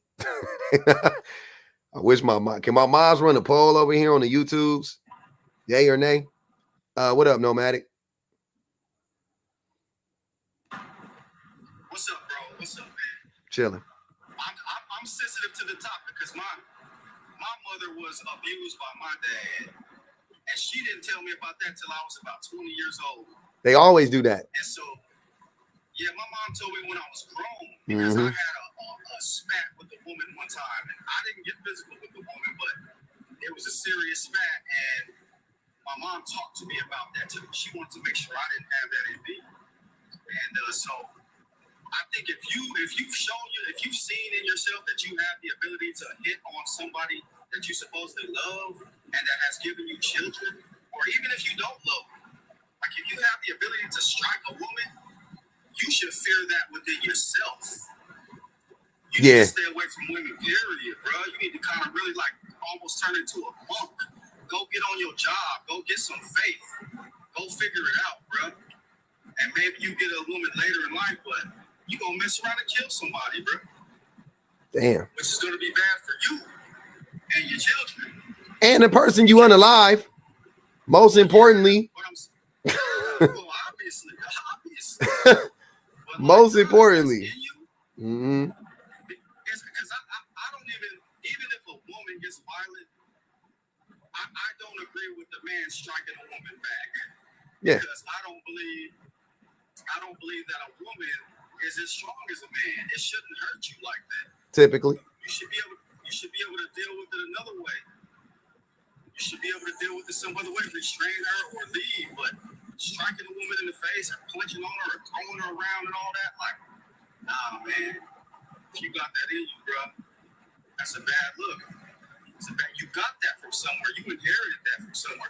Your uncle, your daddy, your grandpa, somebody else was abusing somebody. You know, that gets passed down. You got to break the cycle. You don't want your son to beat on his future wife. I don't know if that gets passed down. I don't think that gets passed down. I don't think there's any connection between your childhood and you being abusive. I think abusers are abusive. I ain't gonna even hold you. I think abusers are abusive. Like people say it's taught. I don't believe it. I don't know. I've never seen any data that says it gets passed down. Nah, man, it comes from somewhere, bro. It's like alcoholism. It's like, I mean, sexual sin. A lot of that gets passed down. Nah. Those are bloodline issues, bro. Nah, family. See, I don't like that. No. See what I'm saying? Hereditary, sir. It's not hereditary. That's what I'm saying, man. Y'all gotta really. Like if your dad's a bottom, you're not destined to be a bottom. It doesn't work. That's crazy work, man. I didn't say kinks. Hold on, wait, Nomadic. Kinks. Hold on, Nomadic. Kinks are handed down though. That's what's actually been studied. I've seen that. Kinks like foot fetishes handed down. Oh, really? Oh yeah. Interesting. Oh yes, kinks are definitely handed down. I wouldn't have thought that. Yep. But abuse, nah, that shit ain't handed down. Y'all know about the. I think SA is definitely Cap. That gets passed down, bro. Nope. I've never seen anything that says that shit is passed down. Anything. Are you talking like genetically? Yeah, that's what I'm saying. Genetically. That's not what I'm talking about. I'm talking about like if you observe abuse in a house, you're more likely to be like abusers were usually abused or came from abusive households. That's very common. Yeah. I can see. I know that. But no, it's not genetic. I don't think. Yeah, no, I know people that I mean, like, I know, like, if a person is like molested, then they are like, you know what I mean? They're not likely to molest, but like it could be traced back to them being molested. You know what I'm saying? Because they were a child, it happened, they don't know no better. You know what I mean? Whatever. I've seen that before. But adults, nah. If you abusive, you abusive. He wasn't. I don't buy in all of that. Like, he saw abuse when he was growing up. Like, a lot of most motherfuckers didn't even see that shit. They just be out here abusing. That's something else. That's something else. I think that shit come from society. I think that shit come from society. That's me though. Y'all can say whatever. Y'all can send me whatever studies you want to send me. I'll read them, but I ain't never seen it before. I've never seen a stitch of nothing that talked about how that shit was passed down genetically. That's fucking crazy. That's wicked work. We talking about abuse is passed down genetically? Fuck out of here. Fuck out of here. No. That's crazy. I could be 100% wrong. I will read it and come back and tell y'all I was wrong. 100%. But I don't believe that shit. Not one bit. Spiritual, can't do it. Can't. One little image of my cat before I drop. I love cats, man. See? Winding down. Yeah, look how cute. That cat's staring. A single cat lady. That's me. Hey, Dance's worst nightmare. They said, should he spin the block? 100% said no. All right. Good night, y'all. Thanks, Bob. All right. They said, should he spin the block? 100% said nah. Akeem, you ain't been here for a minute. I'm gonna drop you too, fam. You got a lot of background noise. Yeah. That was crazy. Hey man, keep liking the wait, hold on. We only had 33,000. I'm about to end the live. I didn't. That's what I was coming up here to say. We needed a palate cleanser after that anyway. Trigger warning for anybody. I'm so sorry. That was a lot. Is this my backup? We had 33,000 likes. That's crazy. That's crazy. We was going in the comments though. All right. The likes are broken. That's a goddamn like. Look like I just liked it a few times. I did not just start. I've been live for 1 hour and 32 minutes. Oh, you saying the likes are broke? Okay, maybe. Okay. All right. They said the likes is broken. I'll take y'all word for it. I ain't seeing it. Oh, okay. All right. The likes aren't moving. Okay. All right. Touche, y'all. Y'all good. I was like, man, this shit, y'all really not fucking with me. Y'all know I let everything slide, but the likes 33,000 after all of that, after all that shit I just absorbed, all that shit I just absorbed. New episodes of Shrinking. What? New episodes of Shrinking is on Apple TV. It just popped up on my thing. Yes, Lord. We finally got some good TV back in the world. Let's go. Let's go. Shrinking is back, y'all.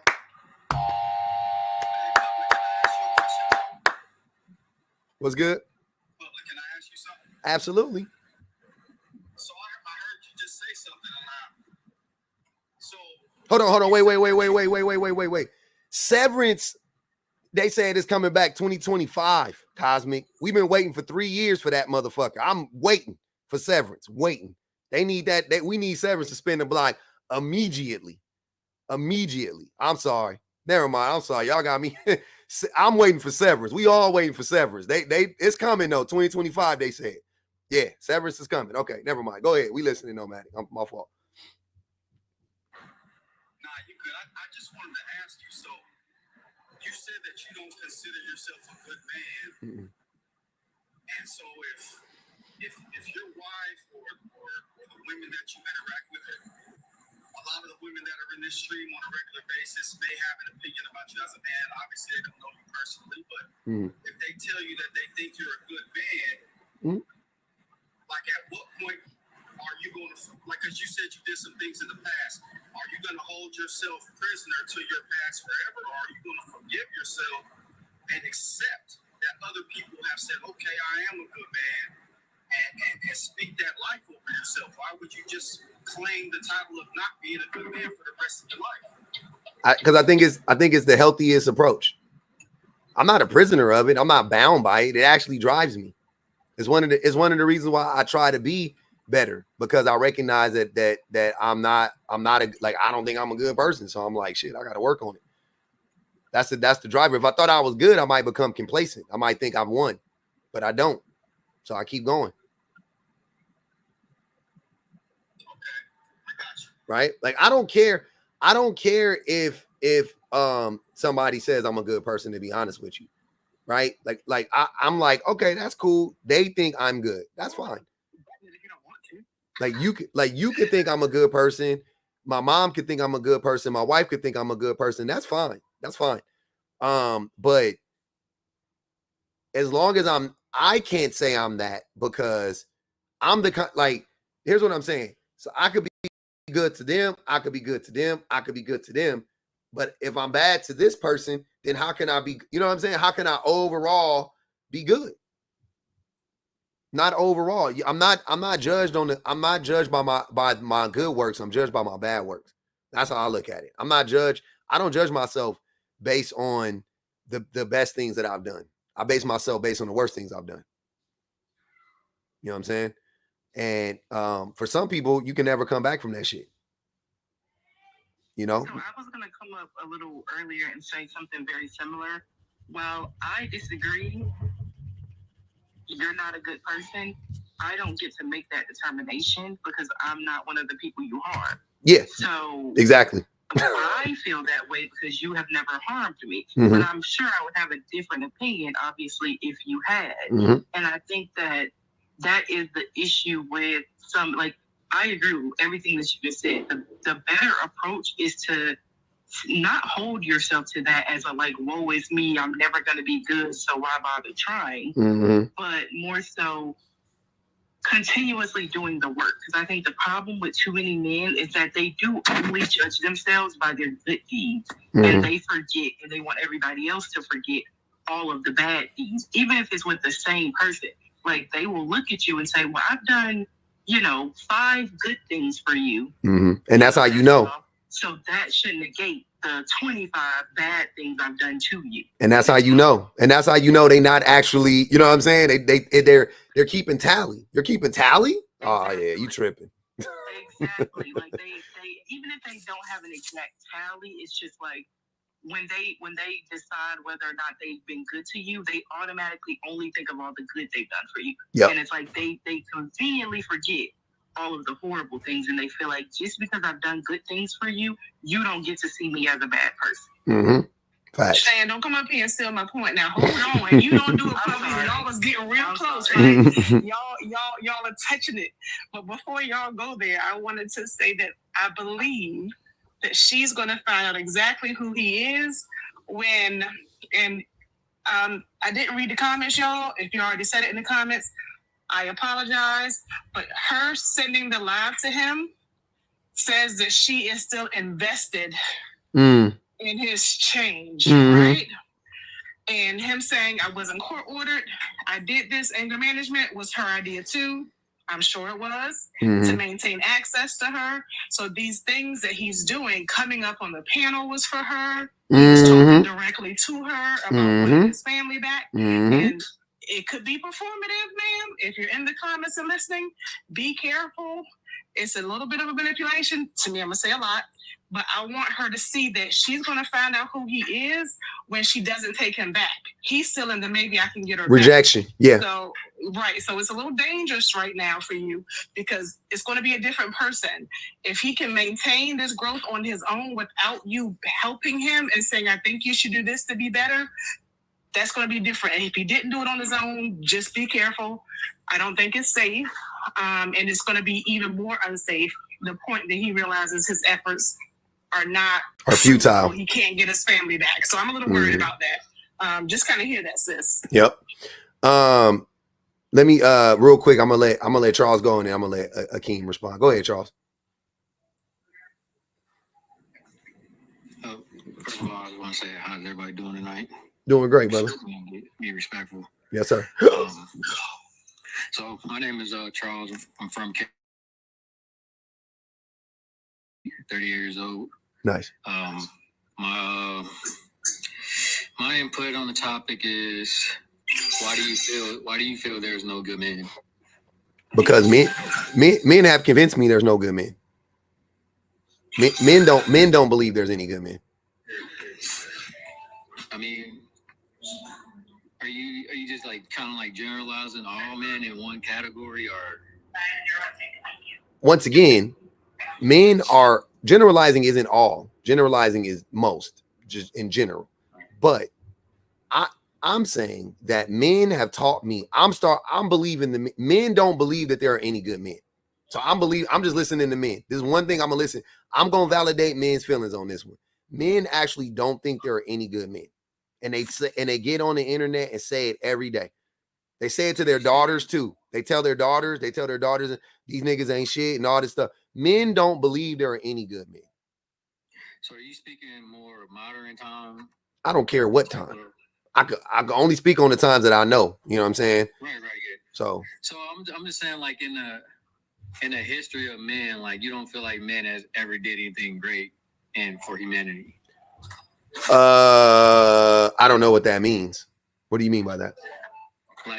Like an invention or something like that? Done good deeds in the history of man. I don't know. I mean, sure.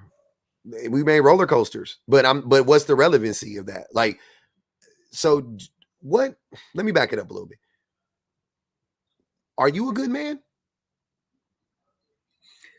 I'm not gonna say I'm a bad man. You know, like I no. Are you a good man? I want to know. Do you think you're a good man? That's what I strive to be every day. I strive to be a better man every day. Okay, so you don't even think you're a good man. Okay, and then what? What characteristics? It's not that I don't think that I'm a good man. It's like you have to constantly keep improving. That's fine, but you could be good and keep going. But okay, it doesn't make you like. What makes you a bad man is when you don't try.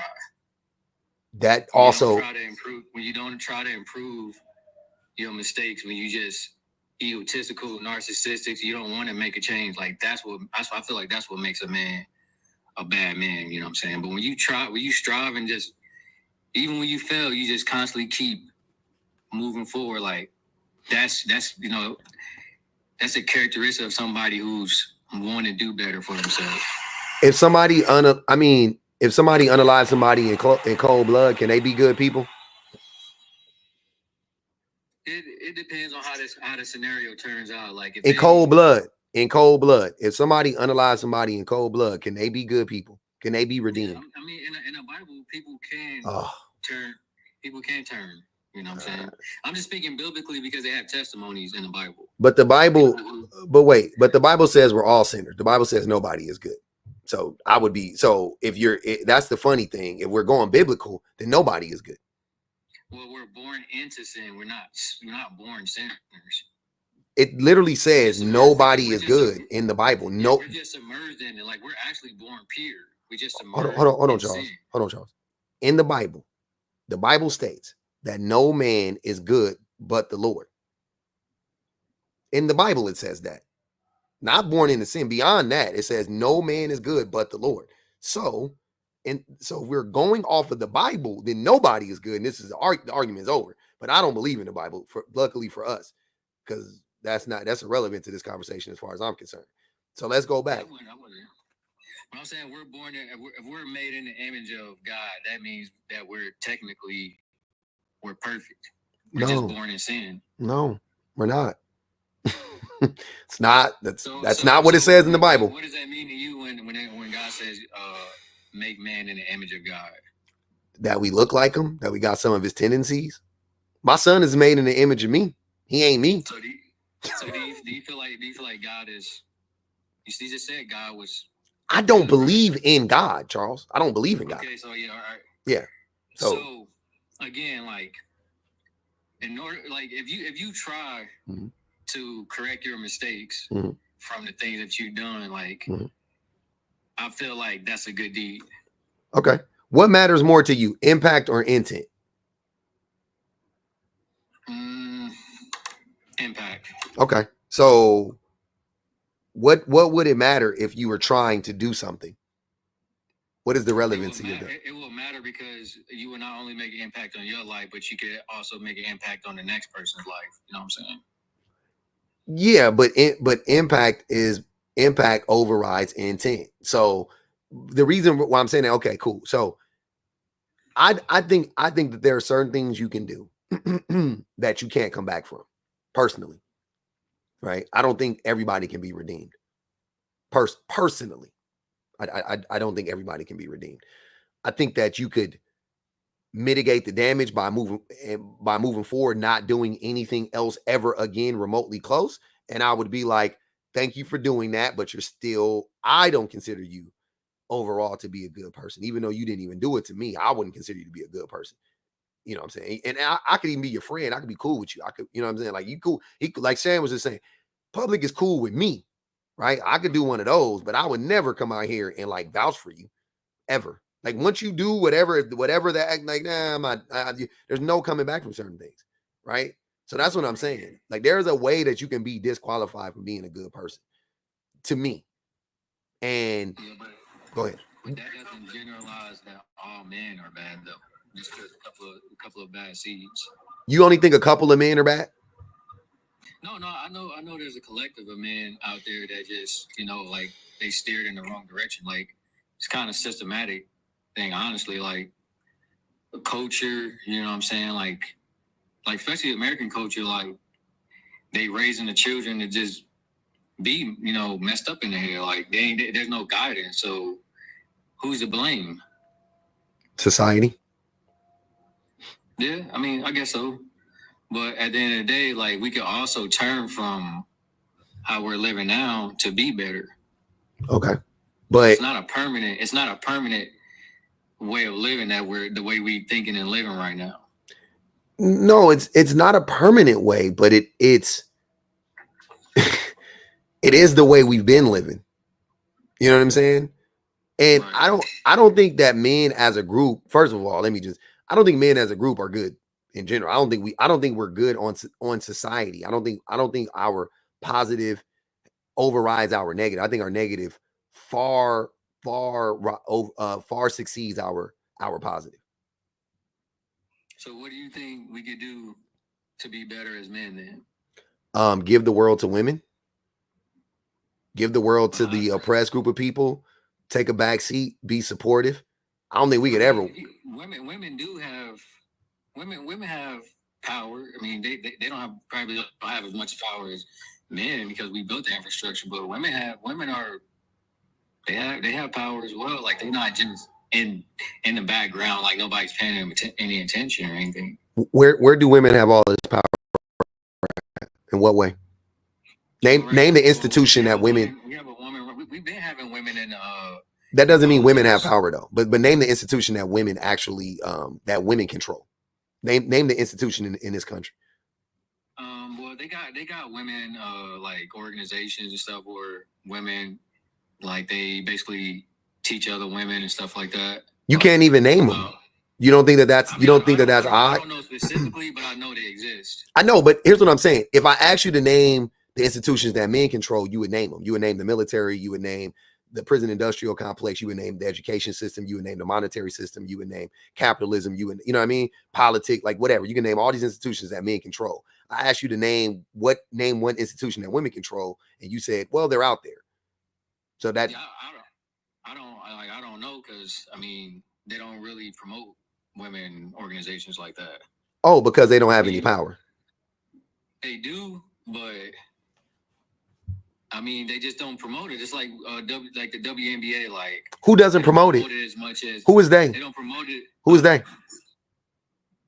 Like, society. I know, but who is they specifically? Not that. I mean, who? Hold on. So, are women not promoting women, or are men not promoting the women? I mean, it's a little of both.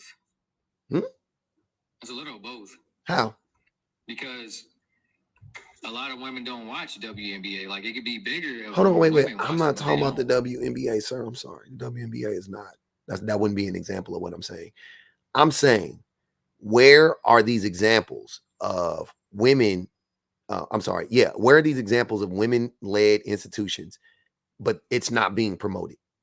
Because women don't even own the So WNBA. I don't know, like if they're not promoting like that, like. But Charles, see, women, like, hold on, wait, Charles, listen to what I'm saying. A few organizations Charles, pop up Charles, for Charles, your Charles, Charles. Women don't own the WNBA.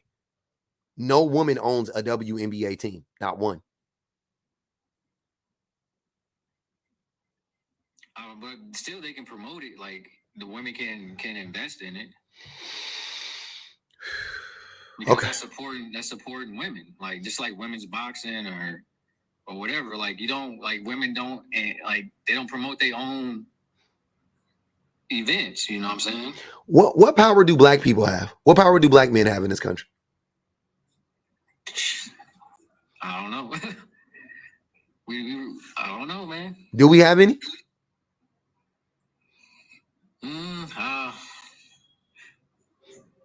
We do, but Where? Y'all just not promoting it. Yeah, we. The answer is no.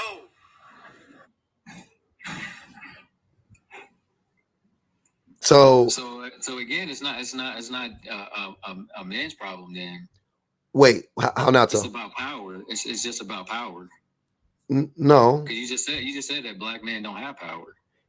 Yeah, because I'm just trying to help. I'm just trying to understand. I'm trying to help you understand that you can acknowledge that black men don't have power, but at the same time, you're saying that women have power, and I'm like, where do women have power at?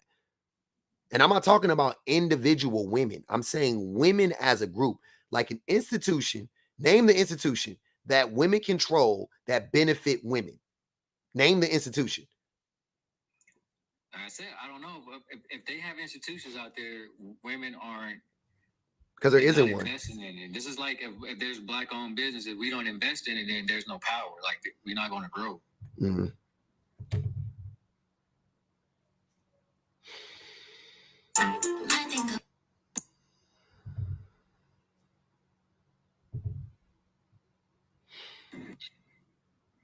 Sorry, my comments were cut off, so I had to come back into the live. You guys can go ahead if you have any questions for Charles. I'm gonna take a break real quick on asking Charles questions. Go ahead, brother. Anybody? Or Akeem, you could respond to what Ms. Dark Horse said if you would like to. I don't care. You can hear me? Yes, sir. To what the lady has said earlier, right now, we're not going to get back together. I don't see us getting back together. Now, if it does happen, I will be in a better position, but that doesn't mean that I'm going to stop doing my programs. That doesn't mean that I'm going to stop working on being a better me. Mm. You understand what I'm saying? I was just letting it be known. What do you mean? What do you mean you be in a better position? Like in what way? Can you say that again? I'm sorry, love. I'm at work. I apologize. Yeah, you said if y'all were to get back together, you would be in a better position. Like in what way? Well, for example, things that happened in the past that will cause an argument or whatnot, or cause a ray is me doing anger management, me doing my therapy. Is I'll be more prepared, more. All right, you know what, Kim, you know what? As a man, let her talk and walk away. I'll be more in a position where, you know what, I can see that this argument right here has nothing to do with me. She's a little bit stressed out. She had a long day. You know, that's all I'm trying to say, love. That's all I'm trying to say. But even if I don't get back with my family, that doesn't mean I'm going to stop working on me. So that's all I had to say. It wasn't that's all I had to say. Hey, Akeem, this is Dark Horse. I was saying that it's going to be a little bit different when you're in the moment, but it's when you feel like you've completed the checklist and things don't go your way that you have to gauge if there's been true change, because a lot of things are motivating. And if you've got something motivating and something to work towards, you tend to stick with it. But when you don't get what that person said, if you were all these things, we would be together. So when you get to that point and you say, hey, I'm all these things now, I did the work, and you still don't get back, that's a different person that you're going to have to deal with on the inside of you. That's what I'm saying. That's not something we can talk about today. That's something down the line that conversation would be had. And I agree. Sometimes when it's a personal agenda, you put your best foot forward. But if that opportunity wasn't there or the crisis didn't happen, the real question is, would you be doing it? So I understand what you're saying, and I agree with what you're saying. All I'm saying is, love, that any man or woman who can realize that, hey, I need help and is willing to seek and get the actual help, just, Oh, I'm so sorry. I thought I muted my button. That was your mic.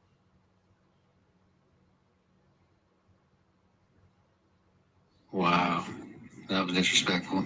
I can't come off of mute. She didn't mean to mute you. You can keep going. Hello? That's an accident, Charles. Relax. Y'all can hear me? Yeah, we hear you.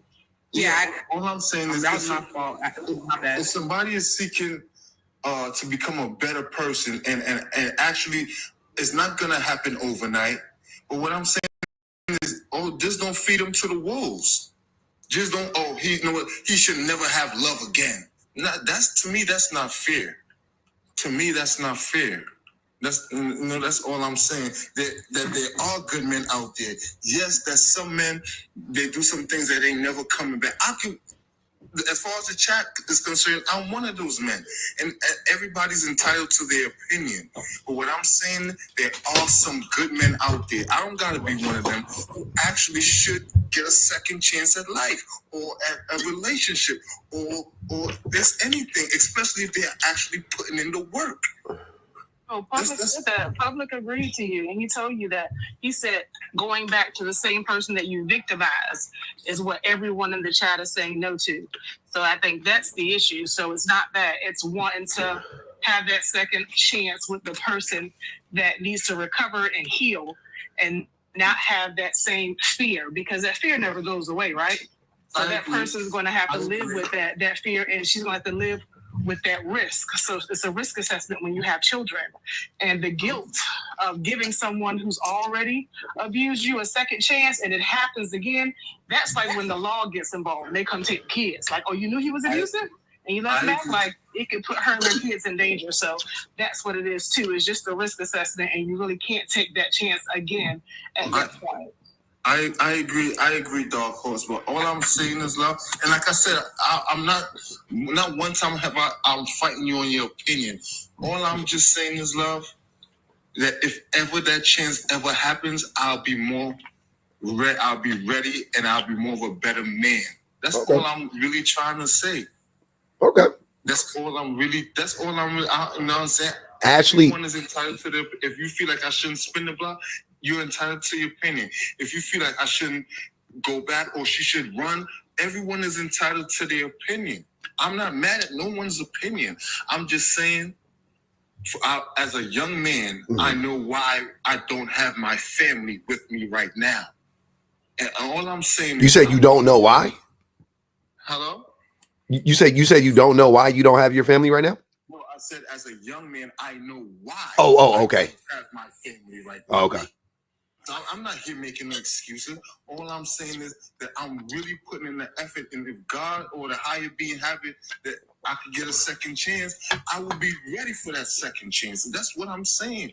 Am I knocking anybody for their opinion? Nope. No. I also feel that in 2 years from now, who knows? 3 years from now, 5, 10 years, who knows? You never know. I might not ever get back with her. Yep. But I'm saying if that day ever comes, you're gonna be better. I'm gonna be a better man. That's all I'm saying, public. And I hear you. Even though and like I said, I was honest with my past. I ain't lied to you. I was honest with you. Bro, I've been telling you, I respect it. I ain't judging you. At the same time, everyone's like I said, everyone is entitled, especially if you're really putting in the work. Now, what Dark Horse said makes sense. Let's see if when she says no, am I gonna still be that same person? Yeah. And that's understandable. But I could be honest with you. A year from now, 2 years from now, there's no telling if I'm gonna be back together with her. And I'm still gonna be doing my programs and whatever needs to be done. Okay. Let me read this. Ashley said she disagrees. She put 10 on Akeem head. She said Akeem needs to go. This is yucky. You must have said something that triggered them. They ain't even giving him a chance. They ain't even trying to hear him out. That's cool. We've been hearing them, Charles. Akeem been up here for 45 minutes, brother. What you talking about? They ain't gave him a chance. That's the first anything they said about that man. Tonight just said it depends. It depends is actually insane. Whoever's sleeping with you, you in danger, girl. Tawana, hold on, wait. Hold on, wait. I got a couple more I gotta read. Tawana said, hold on, Akeem. I gotta read some stuff, and then I'm gonna let y'all go. Tawana said, and this is coming from, I think this is for Charles. He said, and this is coming from a so-called biblical man who supposedly believes in God. What God? Because women are made in her image as well. They triggered, man. Like they latching on to everything, that every word, man. Like I think they be clocking shit. They be clocking shit, brother. I say one thing, bro, they gonna get triggered.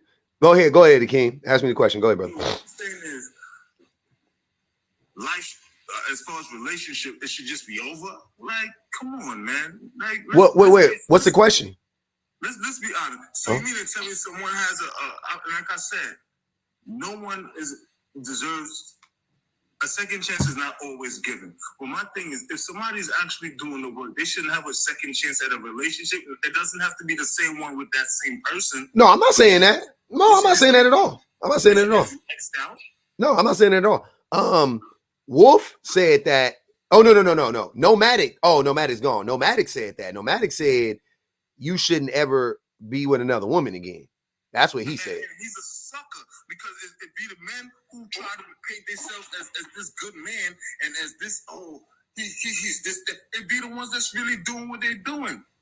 I'm man enough to say in that 6-year relationship, I got into a scuffle to where it went left. A scuffle? Altercation. I want to use the right words. Altercation. Because just because you didn't make a fist and black somebody's eye, that don't mean it's not abuse. Abuse is in many different forms and fashions. Yeah. You attacked her. That's what happened. Yeah, you bugging. Yeah. You didn't get into altercation. You attacked. Altercation is like we get into a fight. We get into a touch. Like that's a back and forth. You attacked her. But as I already told you, I'm not staying. Please. Yeah. You might want to log off, man. Nah, man. Nah, they said Akeem, leave her alone. Damn. They put 5 more S15 on that boy head. Because this is me just speaking my truth, brother. And if my truth is people voicing their opinions on my truth, it's nothing. I'm a big boy, brother. Yeah. You know what I'm saying? Like if you already like attacked her physically, you know what I'm saying? Like I really wouldn't. Like, because that's a hostile situation already, you know what I'm saying? So if she take you back, she's risking herself, her mental health, because if she do the wrong thing, you're going to get violent with her. You know what I'm saying? She say the wrong thing, move the wrong way. And I hear what you're saying, brother, but at the same time, like I said, I don't want to make... Hey, if a Rottweiler bites your baby, you going to let it back in the house? Of course not. Of course not. So you gotta look at yourself in the mirror, Charles. Yes. You hear me? I did look in the mirror. And that's why I'm working on myself, brother. Now I'm not saying just because I'm working on myself, I'm entitled to a second chance. That's not what I'm saying. I'm saying if you've been in a situation, does that mean you should be written off from relationships and everything of that sort? Is what I'm saying, bro. I'm saying once you put your hands on somebody, man, like that's a done deal. And you already pretty much crossed that line of trust and respect. You already broke. But no, Charles, he's saying should he not have access to any woman ever or just that woman? Honestly, man, like when you people keep it real with me. Keep it real with me. For real. Keep it real. Like, bro, like it's gonna take some it's gonna take some therapy, bro. Like Like I wouldn't even be thinking about a relationship right now, because if you spazzing out like that, like you going in the deep end, my brother, you gonna really hurt somebody, bro. Came in a little bit late, brother, but when I first came in the chat, I said, and I quote, and if you don't believe me, you can ask public, he right there, that I have been taking steps. I have been doing what I was supposed to be done. What I'm asking is to you, Charles, should I just be written off completely? I got a brother who has angry issues, and I tell him all the time, man, just stay to yourself. So let me ask you this about your brother. Should your brother just be done with relationships for good, for good? Honestly. Unless he has a woman that's mentally very strong that can put him in a place to where he's can reflect, you know what I'm saying? Like, it can just calm, because people who lose control like that, a lot of times they don't have self-control, you know what I'm saying? And if you don't have self-control, you have to be by yourself. Like, you can't be. No one is disputing what you're saying. What I'm saying is your brother is doing the work. He didn't just, it happened Monday and Friday, all of a sudden he's healed. He's doing the steps. I haven't dated anyone in months. My brother was crazy. Yeah, but Charles not answering the question. I wanted to say real quick, I know Charles is still answering your question too, but usually when people have an anger management issue, it's not something that happened that day. That's how you've been for quite some time. So if you've had anger issues at this time, it was visited upon her, but that's usually something that's deep rooted, and it's in multiple areas of your life and different ways it shows up. So it's not something you can fix in 6 months. It may be something you have to do forever. It may be something that you always need to be in therapy, like forever. It's not, I finished the program and I know it, because that's not how long it took you to get there. It didn't take you 6 months to be angry. Do you see what I'm saying? So if you reflect on how long you've been doing it, that should be on the opposite. That may be how long you need to undo it, or even longer, or never coming out of it. Some people go to AA forever, you know? Let me read these. Hold on. Ashley said she put another 15. That was 30. She said, no more. He not finna beg up here. Akeem. Mia put another 5. That's 35. She said, on Akeem for trying to be a good man. Damn, that's crazy. I just hope you get the help you need, bro, because that stuff is serious. Like that deep rooted trauma, like you can't just make that disappear, bro. Like, brother, once again, brother, I'm man enough to admit to my wrongs and tell you that I am doing what I have to do. What I'm asking you is, and I agree with Dark Horse, it's not going to happen overnight. It's not. It could have been something from when I was a child. I'm not disputing that. What I'm disputing is, if you are doing the work and you are going through the process and you are truly doing what needs to be done, should you be written off from relationships? Well, you think about it. Like, you're working on your internal issues. You're also still trying to focus on a relationship. I got another. Hold on, wait, y'all. Wait, I got another question for you, Akeem. If you was gonna drop your kids off over somebody's house, like a babysitter or something like that, but you found out that they abused kids before, would you drop them off? Even if it was 20 years ago, would you drop them off? No. You just answered your own question.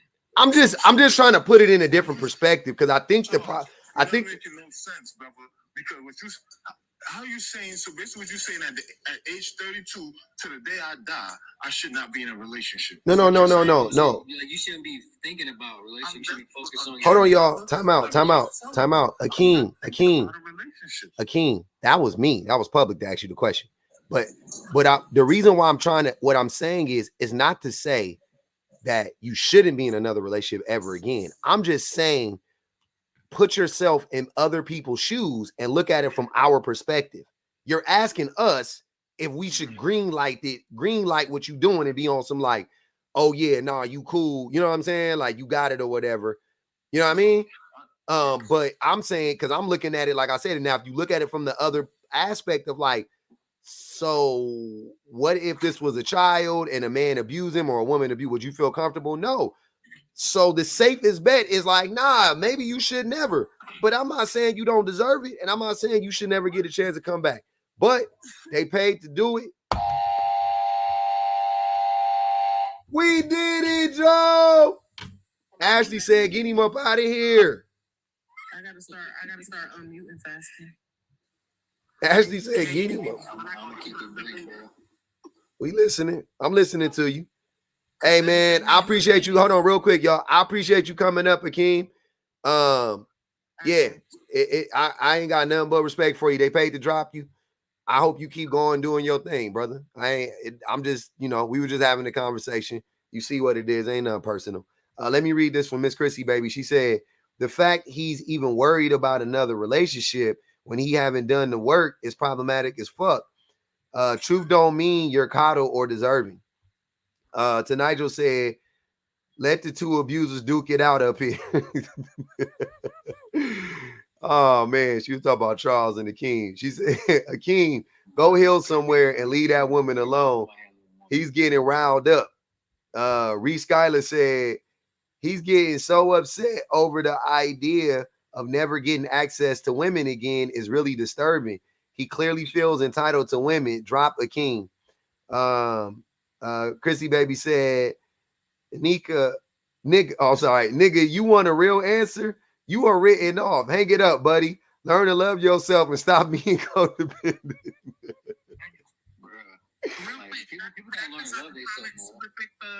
Hold on, they can't. Just so you know, Lux, they saying that the like shit is off, so we don't even. It's off. Yeah. Okay, I only came up to cuss out my comment. I saw. I was not entertained today. I was gonna be like, what we missing? What you want us to box the Nah. We already addressed it earlier. Cousins, Pub saved y'all. I was gonna put $1 on all 388 of y'all heads plus the YouTube. So y'all got it this time. I'm gonna let y'all rock. But keep tapping the screen. I'm looking at y'all down there. I'm watching the so and so I'm watching that little notification. I'm watching y'all. Stop playing with me. I'm just saying. Yeah, TikTok on some bully, Dave. Y'all don't be tapping, and I be on y'all heads. I'm not a bully though. Nah, I mean it's fair to me. Too much. Everyone named King is a problem. Who named King? Hakeem. Oh, Hakeem. Osa, Hakeem. I was saying it wrong. My bad. They said I'm tapped out. Go ahead, Charles. You wanted to say something? Go ahead, brother. Yeah. So it says there's no good man. All right. So who do you feel has the final say so in marriage? A marriage. What you mean?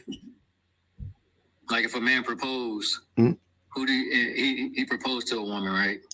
Who do you feel has a final say so moving forward in marriage? I mean, if you proposed, then it would obviously be her, right? Right.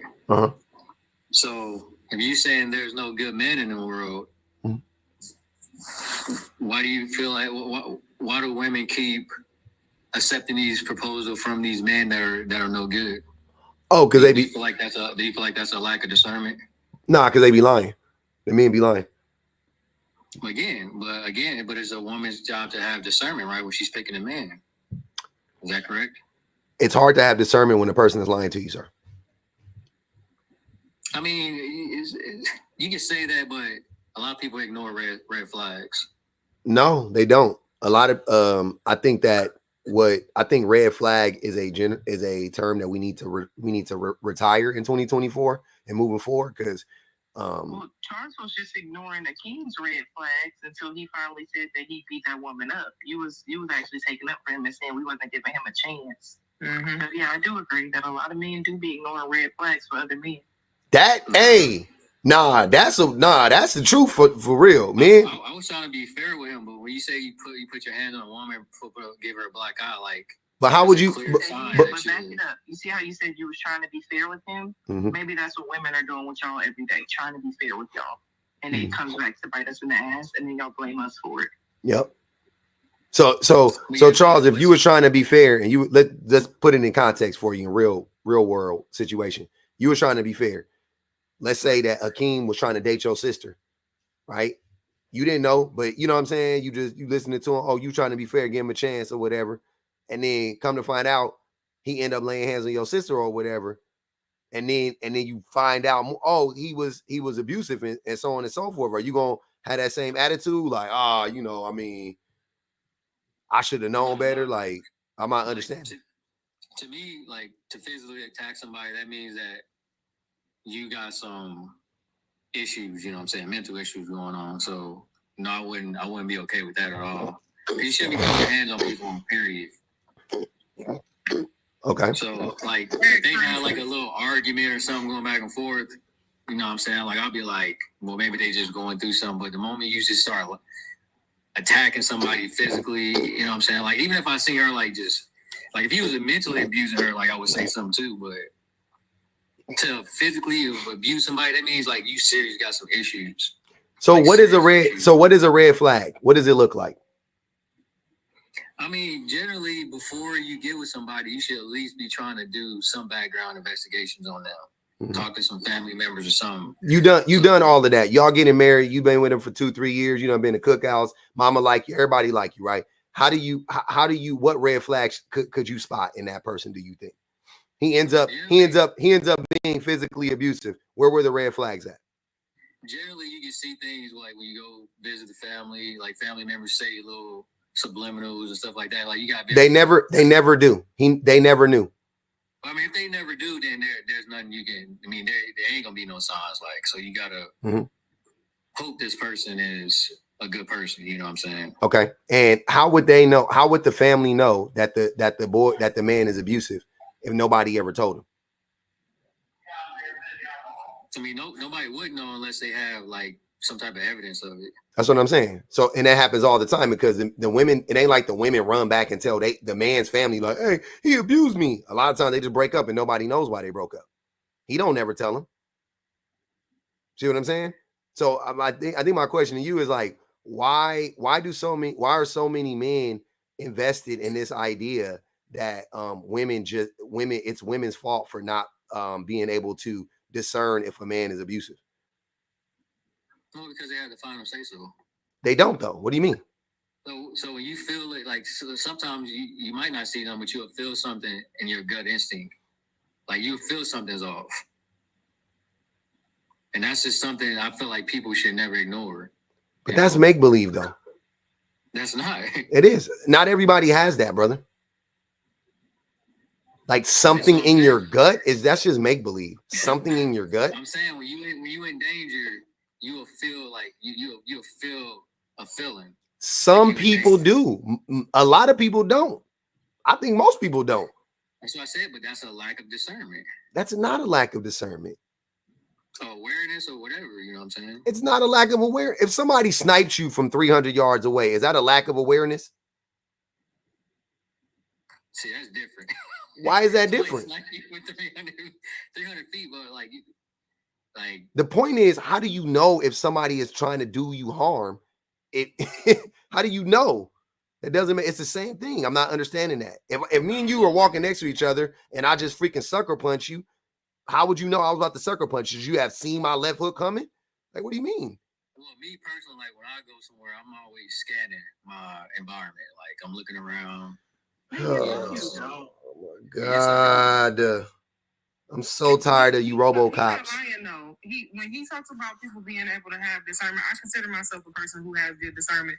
That's why this conversation is making me uncomfortable because the other guy was like 4 through 10 of, the DV checklist of red flags. And he's like 1 through 3.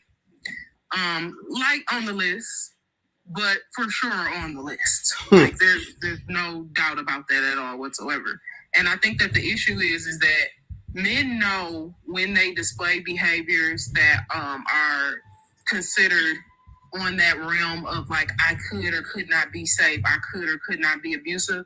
But that's where gaslighting comes from, is that women pay attention to their surroundings. They pay attention to patterns because that's literally all discernment is. Like your intuition, all of that stuff is just you noticing patterns that you've seen before. So even with the sucker punch thing, you probably, if you walking down the street and you see a dude that's moving kind of sketchy, now obviously if they just come up from behind you, it is what it is. But if you see a guy coming up the street and he acting kind of weird and he moving a little funny and he keep looking at you and he keep doing like something about your body is probably gonna start to feel uncomfortable. Not every time, but sometimes your body is gonna start to feel uncomfortable. Now, if you get closer to that man and he tries to smile at you or whatever, then of course you start to let your guard down a little bit more because you're like, oh, okay, he's smiling now. He's being a little friendly now. He waves at you. He maybe offers to shake your hand, and you go, oh, okay, this dude is kind of good. And then pop. Punches you. Now you've been gaslit, and that's a lot of what these guys do. Is that they come into just like Akeem wasted 45 minutes being nice, only for at the end of the conversation, you see, he started to get a little piped up. Like, well, y'all mean I'm not supposed to be with nobody? No, you don't need to be with anybody. No, you don't need a second chance to tell somebody that you got into an altercation with the woman that you were in a relationship with, and she didn't altercate back. Mm-hmm. You altercated her, but she didn't altercate back. And then there's not a paper trail of that because he said that he was voluntarily going to therapy and voluntarily going to anger management, and that he was almost done. But something in his mind still couldn't even fathom when you asked the question, would you ever try to hit that lady again? He couldn't even answer that question. No, he did. He said, get it out. No, he thought, to be fair, he thought I was saying, I didn't ask him, would he hit her again? I said, would you abuse her again? He was like, I can't say that I wouldn't, but he was talking about like all forms of abuse. So it was like one of the few times when a man actually like wasn't thinking it was just physical abuse, because we talked about it before. He was like, yep, I know all the forms of abuse. So that's what he was saying. But I don't know if that makes it any better. But he was saying, because he was saying like, I don't know if she yells at me, if I'm gonna yell at her back. Like that's what he was saying. And then I was like, nah, I'm talking about if you were here. And he was like, oh, no, I would never hit her again. And I was just like, okay. But again, like that's the name of the game. Because if I ask you, like, public, do you feel like you might ever have that kind of situation with your wife again? You would be like, no, absolutely not. I've never had that kind of situation with my wife, and I never will. Like, you could say that 10 toes down. He couldn't. That tells you that is not out of his system. He does not need to be with anybody else or in the vicinity of any other woman because he would not be able to control himself. He could barely control himself by the time this conversation rounded out. I don't know if you was here when they started, but public was like, yeah, I can admit that. I've been abusive too. And the king was like, yeah, because when I hit her, public goes, yeah, I caught that. I was like, wait a minute. He's tripping. I said, hold up, brother. Bucko. Pump your brakes there, pal. He believe in corporal punishment. But yeah, man, hold on. Let me read these cash apps. Angel said she put $1 on Charles' head. She said, fine for oversimplifying men's behavior and attacks on his head for victim blaming. Kim said, gut feeling is based on experiences. At least they ain't just trying to get me up out of here. So. No, they not just trying to get you up out of here, brother. You ain't, I guess you ain't a king bad. Yeah, that kind of like really, like, cause my mom went through abuse, you know what I'm saying? Like, I don't like that, man. Like, that's why when he said that, I'm like, nah, I can't be doctor for you at all. Yeah, that was crazy. I give you a little hope. Now your discernment was off. That's cool. Men get lied to by men all the time. That's what I be saying. I'm like, how men out here blaming women for not knowing, but niggas get lied to every day by their friends. Like, let me ask you a question. Are there any abusers in your circle of men? I don't know about physically, but not physically. Any form of abuse. Yeah, I had a homie. He was basically he made a lot of money, and like that was his tactic of being manipulative to his wife. He was financially abusing her. Yeah, like she was going to school to get her RN or whatever, and he was like always kind of throwing that in her face, like, yeah, I'm putting you through school and stuff like this. And so she wound up getting her degree and they got a divorce.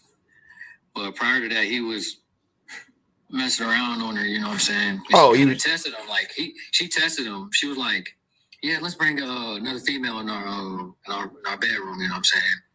And he fell for it because I told him, I was like, bro, like, you don't know if she's testing you or not. Just to see where your head is. He was like, nah, she wouldn't do nothing like that. So he was like hitting up females, trying to get them to come over and stuff like that. And his wife that was kind of like using tactics on each other, but he should have known that she was tricking him. And he fell for it, you know what I'm saying? So, but you said that you don't know if any of your friends have been physically violent with the woman. No, I don't know, like. Yeah. So how would you? Any of them physically, but yeah.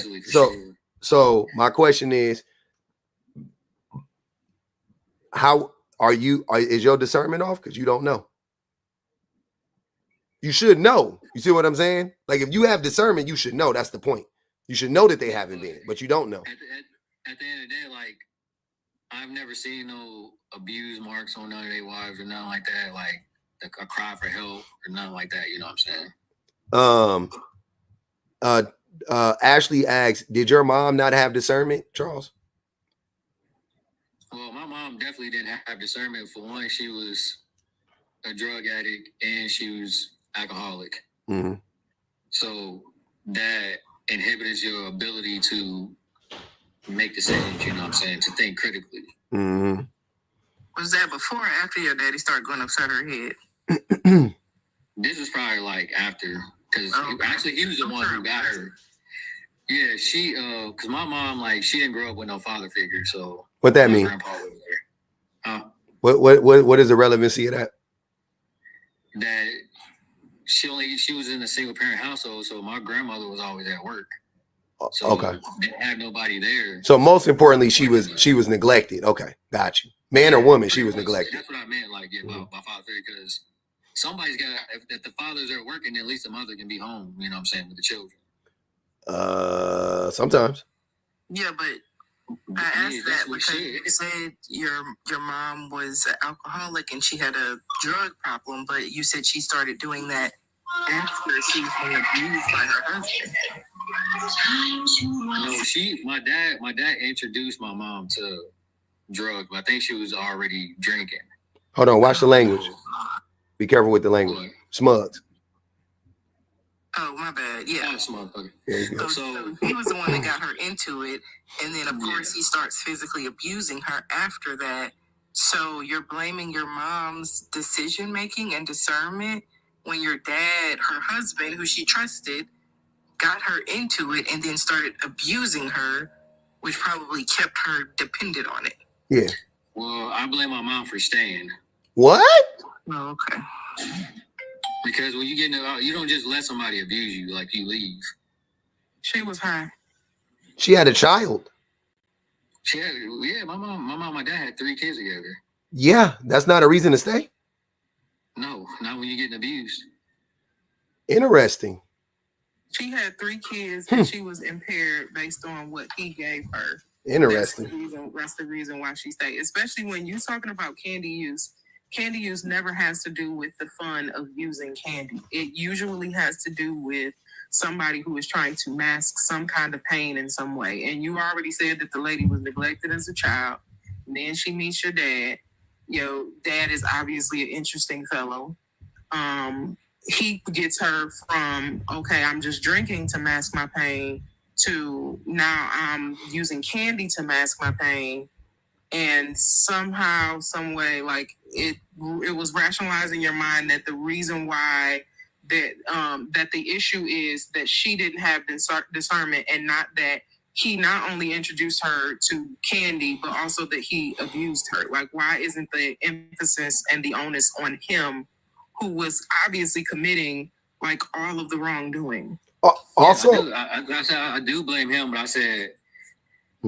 She didn't have discernment because she didn't get up and leave, you know what I'm saying? So that negates everything that you said before the but. Like, it cancels that out. Also, I have a question for you, Charles. How old was your mother when she met your father? I think. Well, I don't know exactly how old they were, but I think my dad was. I think he was like in his like 26 or something like that, 27. He was like the same age as me when I had my kids. Okay. How old was your mother? They were about the same age. Oh, okay. Was your dad the main provider? Like, did he pay the majority of the bills? From what she said, that he really didn't work like that. Wait, you don't know how old your mom and your dad were when they had you? Like, look, you gotta think about it. If I was in a like, wait. My parents was in a situation like that. That means our home was broken. How old is your mom right now? My mom is 67. And how old are you? I'm 38. Subtract 38 from 66. That's how old she was when she had you. Are you the oldest? No, I'm like, okay, so my mom and my dad had 3 kids together, and my mom have 2 other kids with 2 different other men. Okay. But who's the oldest? My oldest brother, his name is Edward. He's like 40, about to be 50. How old is he? 50 what? He's like in his late 40s. What's his age? His exact age? Do you not know? I don't know his exact age. You don't know your brother's exact age?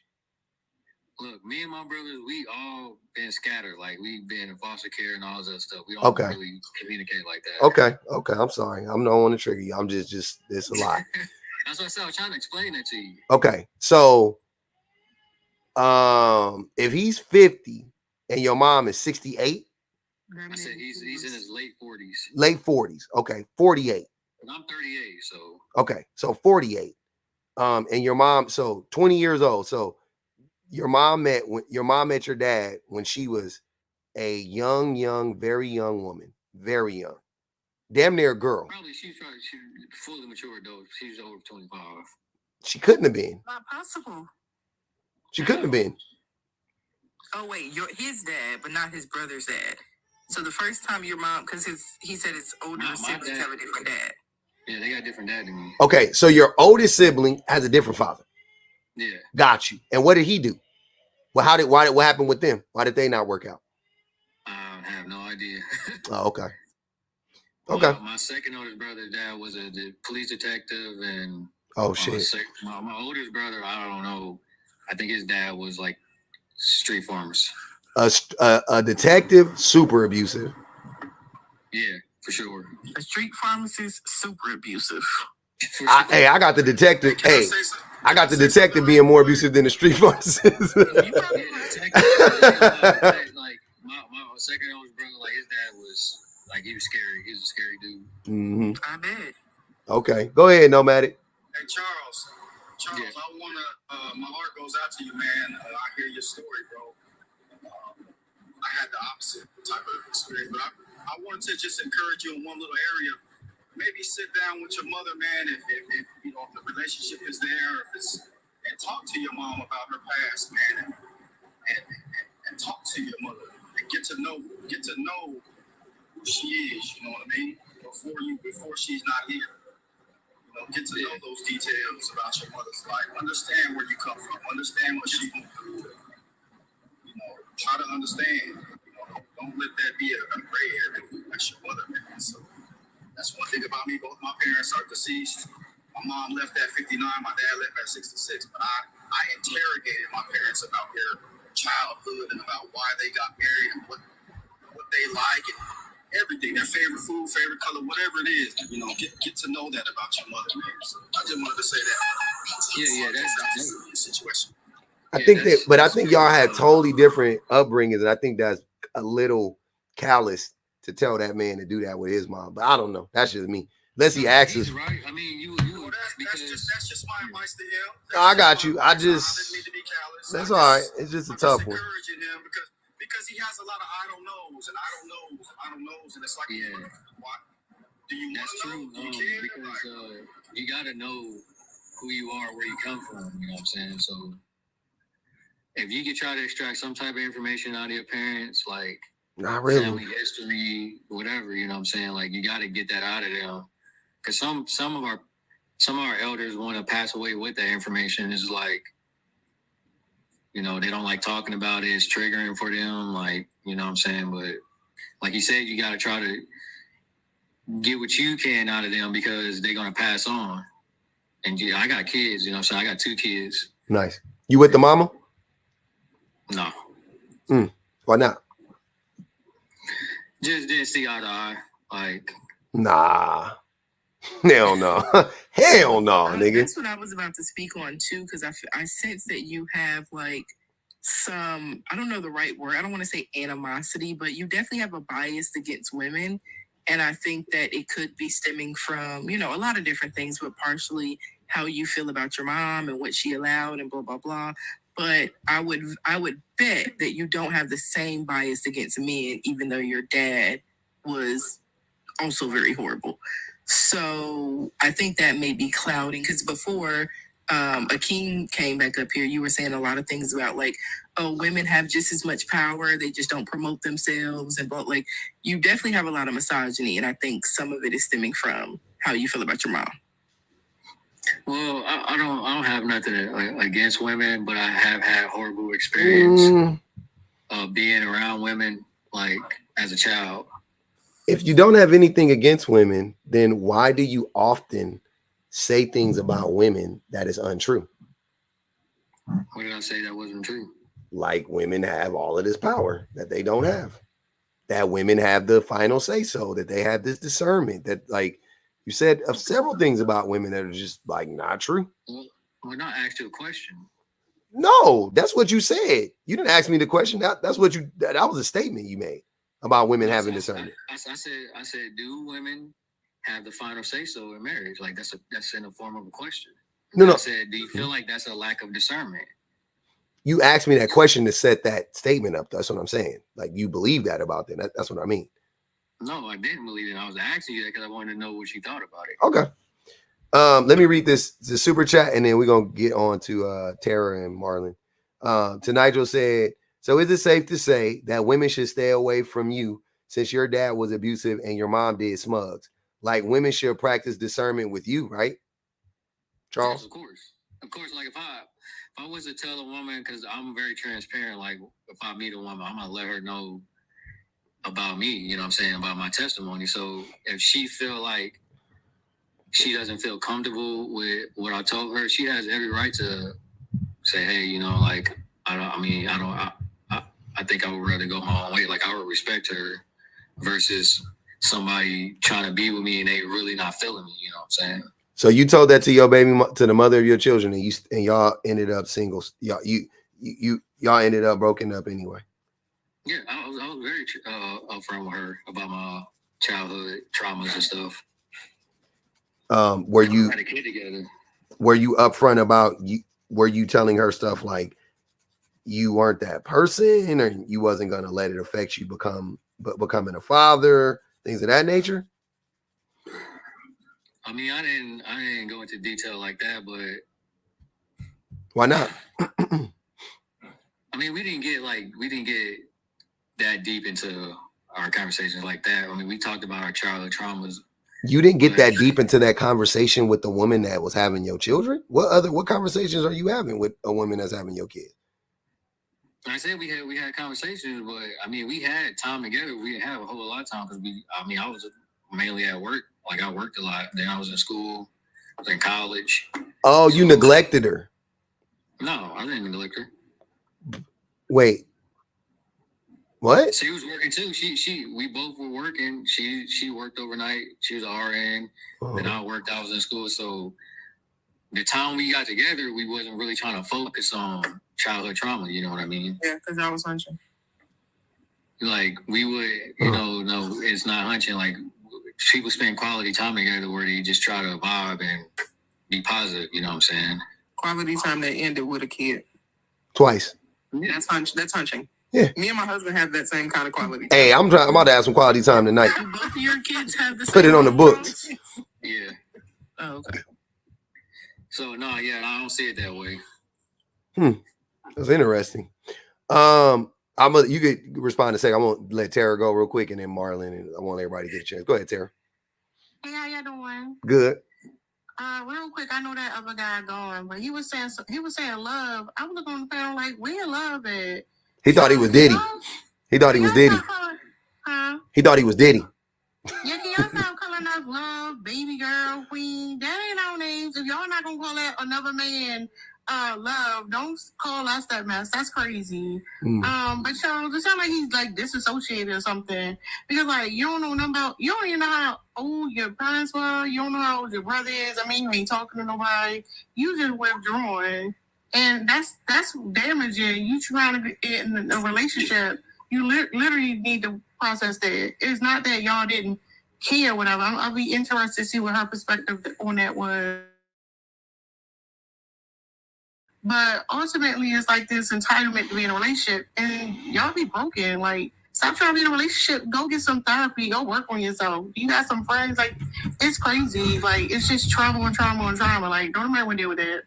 Well, let me ask you a question. When did you come in? Because I explained to him the reason why me and my brothers, we got split up when we were younger. We all went to foster care. Yeah, I hear all that.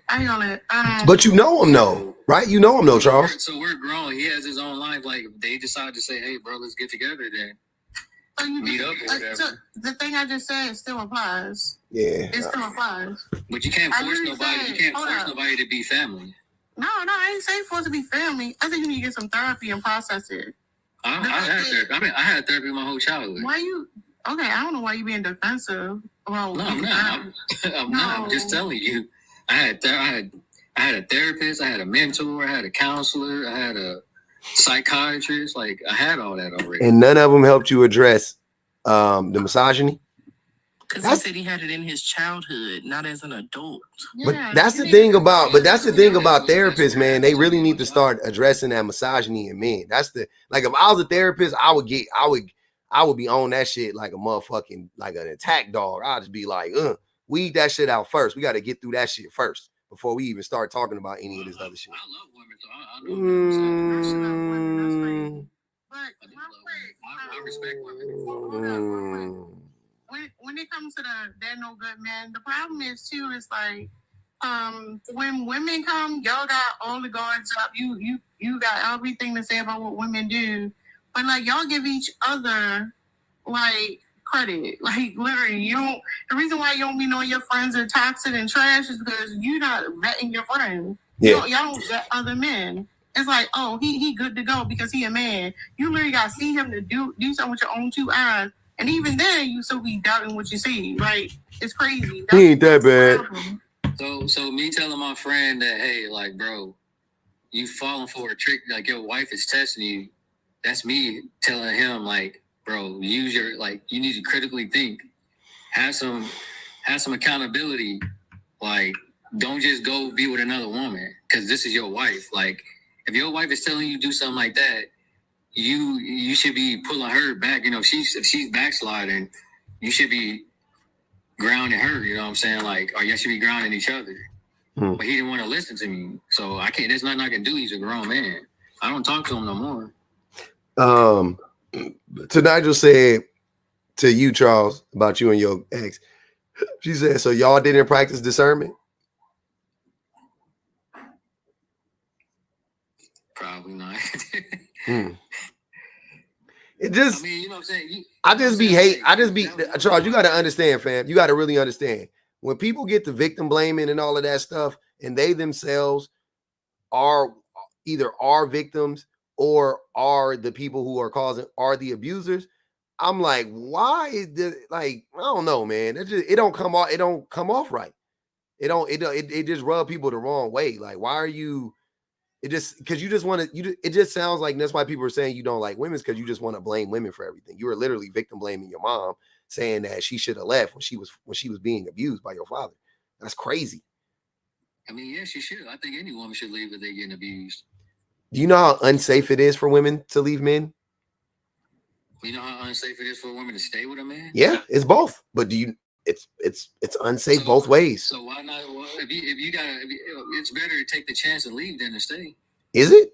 No, it's more unsafe for them. It's more unsafe when you leave, fam. That's what I'm saying. I'm missing 2 years after. Yeah. It's so unsafe for her 2 years after she leaves that's the most likely time that she'll be unalived by that person. Okay, so I went through abuse as a kid, and I didn't take this lightly. I was 4 or 5 years old with my first foster home I went to. I got abused. I didn't waste time. I didn't waste no time. I went straight to my counselor, told them what happened, and there was action immediately. Yeah. I didn't wait. I saved me and my brother's life. You don't think there's a difference between your situation with a foster parent and a man and a woman in a relationship? No, because children, you got to think about it. Children get unalived all the time in foster care. They do. Because of the fear of leaving. Yeah. This is what my foster parent told me. If you say anything, I'm going to beat you even more. Okay. But are you not? You were 5, Charles. You really had no real concept of future consequences. You were 5. But a kid that young is going to be in a lot of fear. I'm proud of you for doing it, Charles. I'm just trying to tell you that the dynamics aren't the same. There's it's just not the same. It's not the same. Like they couldn't, like, what were they going to do? Take your mom and move her to a different, safer home? Like, what do you mean? Yeah, that's what. Who? Who? Who would do that? Who would do that? They can put her in a woman's shelter. Yeah, I'm so confused. If she goes to the police, they'll take her and put her in a woman's shelter. Police don't do that. No, they don't. More often than not, they don't. You have to find those resources. He was married to a police detective who abused her worse. Look. This is crazy, Charles. I'm sorry. They got women. What are you talking about? One of the men she has a child with was a police, and he abused her too. 40% of police report that they are abusive too. They don't give a fuck. At all. What, Charles? Did you talk Charles? What was your relationship like with your father? Like, what type of person was your father? Non-existent, abusive. Yeah, He just father abused his mom. No, my father actually got his rights back when I was 12. He got. Interesting. Okay. So my mom never got her rights back. My dad got me out of foster care when I was 12 years old. He got me and my brother out, and my sister. Okay. So I went in when I was 4, and I didn't get out till I was like 12. And your dad saved you. And your dad saved you. Okay. It was something. I was like, man. You noticed that? Yeah. I was like, I'm sensing something, but okay. If my dad didn't come and get us out, I would have moved from home to home to home until I was 18. Gotcha. Yep. Okay. Yeah, okay. It's all making sense now. All right. I just wanted to get to the bottom of it. Yeah. It was just weird. It was a lot of. I'm not blaming my mom, but my mom just tried to take a lot of credit for raising me. Okay. That's between y'all, but okay. Let me get to Marlon real quick. Marlon, go ahead, brother. So we're back at this again, you and me, right? Who is? I don't even know who you are. So I'm just gonna respond to your prompt that okay. There are no good men. Do you truly believe that there are no good men? Men believe there's no good men. Men are convincing me that there's no good men. I thought there was, but the men don't believe it. So I'm gonna have to ride with the men on this one. So to answer my question, you're saying that you believe that there are no good men? Yeah, sure. All right. Well, I just respectfully disagree, and I'm sure that there are. I mean, I don't take away from the fact that there are a lot of horrible, terrible men out there. But just to say that there are no good men, that's a stretch. Where are they? You're not a good man. How do you know that? You just told a woman to shut up. Who did I tell to shut up? In the comments. Even if I did tell somebody to you shut did. up. Hold on, Marlon. You just told a woman to shut up when she was talking.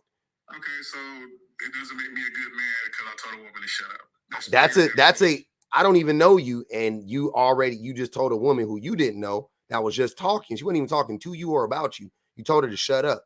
That's kind of like a telltale sign of a bad person to me. I expect you to spin this, but my only point that I'm making, me aside from this, is that there are good men that exist. That's it. That's my only point that I'm making. But that's what men say that, right? The men can't find them and you can't encounter them. I feel sorry for you that you don't know any good men. And that's a terrible life to live. If you can't reference one good man in your life, then that's a terrible existence because we do exist out here. Who is we? Hold on, wait. Who is we? You speaking French? You talking about the Nintendo we? Hey, you can say what you want. That I'm not a good man because I told somebody to shut up. Well, no, that's just. I don't think that's why you are a good, not a good man. That's what you're trying to say. No, that's what you were trying to define. That's not what I was trying to say. You're not. Also, the fact that you don't listen makes me think you're not a good, because good people listen. But well, I'm just being honest. I personally think that you personally don't believe that with this forum that you're creating, but I understand that you're on your TikTok hustle, and I respect your hustle. But at the end of the day, you're hustling and you're financially gaining at the detriment of the Black family. Yep. So now you're lying. So that's another reason why I don't think you're a good person. Keep going. I'm listening. I don't give a fuck about the Black family, and you gaslighting us. Yeah. Another reason you're not a good person. Keep going. Keep talking, Marlon. Hold on, y'all. Be quiet. Hold on, y'all. I want to hear Marlon. At the end of the day, my only argument that I came to say is that there are good men. Where? And if you believe in your heart or anybody else in this, Marlon, listen. Hold on. Wait. Hold on, Marlon. Hey, listen. This is not a time for you to get on a soapbox and grandstand. I don't give a fuck about that. I'm asking you a question. This is not your opportunity to do that, right? You think there are good men out there. You're not a good man, clearly. Hold on. I know you know there are. Where are they? Who? Obviously, you don't know where they are. So I'm not here to convince you. I'm just here to tell you that my opinion is that you're wrong. So you're going to have your opinion and I'm going to have mine, and everybody else in this live who feels like, there's no good men that exist in this world. Hey, you know what I'm saying? You're entitled to your opinion. My opinion is that I disagree. I see. And this is what I'm saying. I'm saying the reason why I used to think there was all of these good men out there too, Marlon. And then I started to listen to men, and men like you specifically, the ones that fight tooth and nail for the good men, are never the good men. First and foremost, that's a red flag in and of itself. I'm like, why is it always the men that aren't good men fighting for the proverbial or so-called good man, the mythical good man that don't exist, right? That I don't know, where are they, right? So I started to listen more. Hold on, Marlon, I'm not done, brother. I started to listen more to what y'all was saying, and I was like, okay, so there are good men out there. There are good men out there, right? And then when men like me, when a person like me, I'm not doing things that are like harmful to anybody. I'm not destroying anybody. I'm not lying on nobody. I know you think that, but okay. But I bet you can't articulate it. Hold on, Marlon. I bet you can't articulate what I'm doing right now. But that is harmful. But I'll let you, hold on, Marlon, I will let you go. Let me finish. Jesus fucking Christ. So you guys come in here and you try to gaslight everybody, right? And you say the most harmful, toxic shit yourself, while then you turn around and like project that shit onto me and act like I'm the problem. It's just weird. So I'm like, okay, so all these other people are disagreeing with you. They're like, oh no, this person is cool. We agree with them, yada, yada, yada. And then here you come to be like, no, that person is actually bad. Like that guy is the bad guy, right? And then they go, okay, well then what does a good guy look like? And then you go, I don't know. He's out there, but he doesn't look like that guy. You see what I'm saying? So that like there's so many. You said, what'd you say, Sham? And he doesn't look like me either. Yeah, he don't look like me. I don't know what he looks like. He don't look like this guy. So once I started to do them, I'm like, okay, so men really know that there aren't any good men out here. They just want to live so what Marlon is trying to do, Marlon is trying to gaslight all the women into believing there is a proverbial good man out there, right? That's what you're trying to, that's all you're trying to do. You're just trying to say, he's out there, women. Don't think all men are bad. Right? So is Russell Wilson a good guy? Somebody just mentioned Russell. I don't know. Is Russell Wilson a good man? Yes, I think he's good to Sierra. Okay, it just by definition. I don't think Russ is a good guy. No, overall, I think Russell Wilson is a good man. I don't think he's a good man. Russell Wilson is a bad man. Press 2. If you believe Russell Wilson, no. First of all, hold on, Marlon. Hold on. Don't press shit. I don't know. Don't listen. Don't listen to this nigga at all. This is not your live. Hold on, Marlon. Hold on. I got it. You got too much dip on your chip. It ain't because I'm scared of the answer. It's just not your live. You're not going. You don't tell them what to do.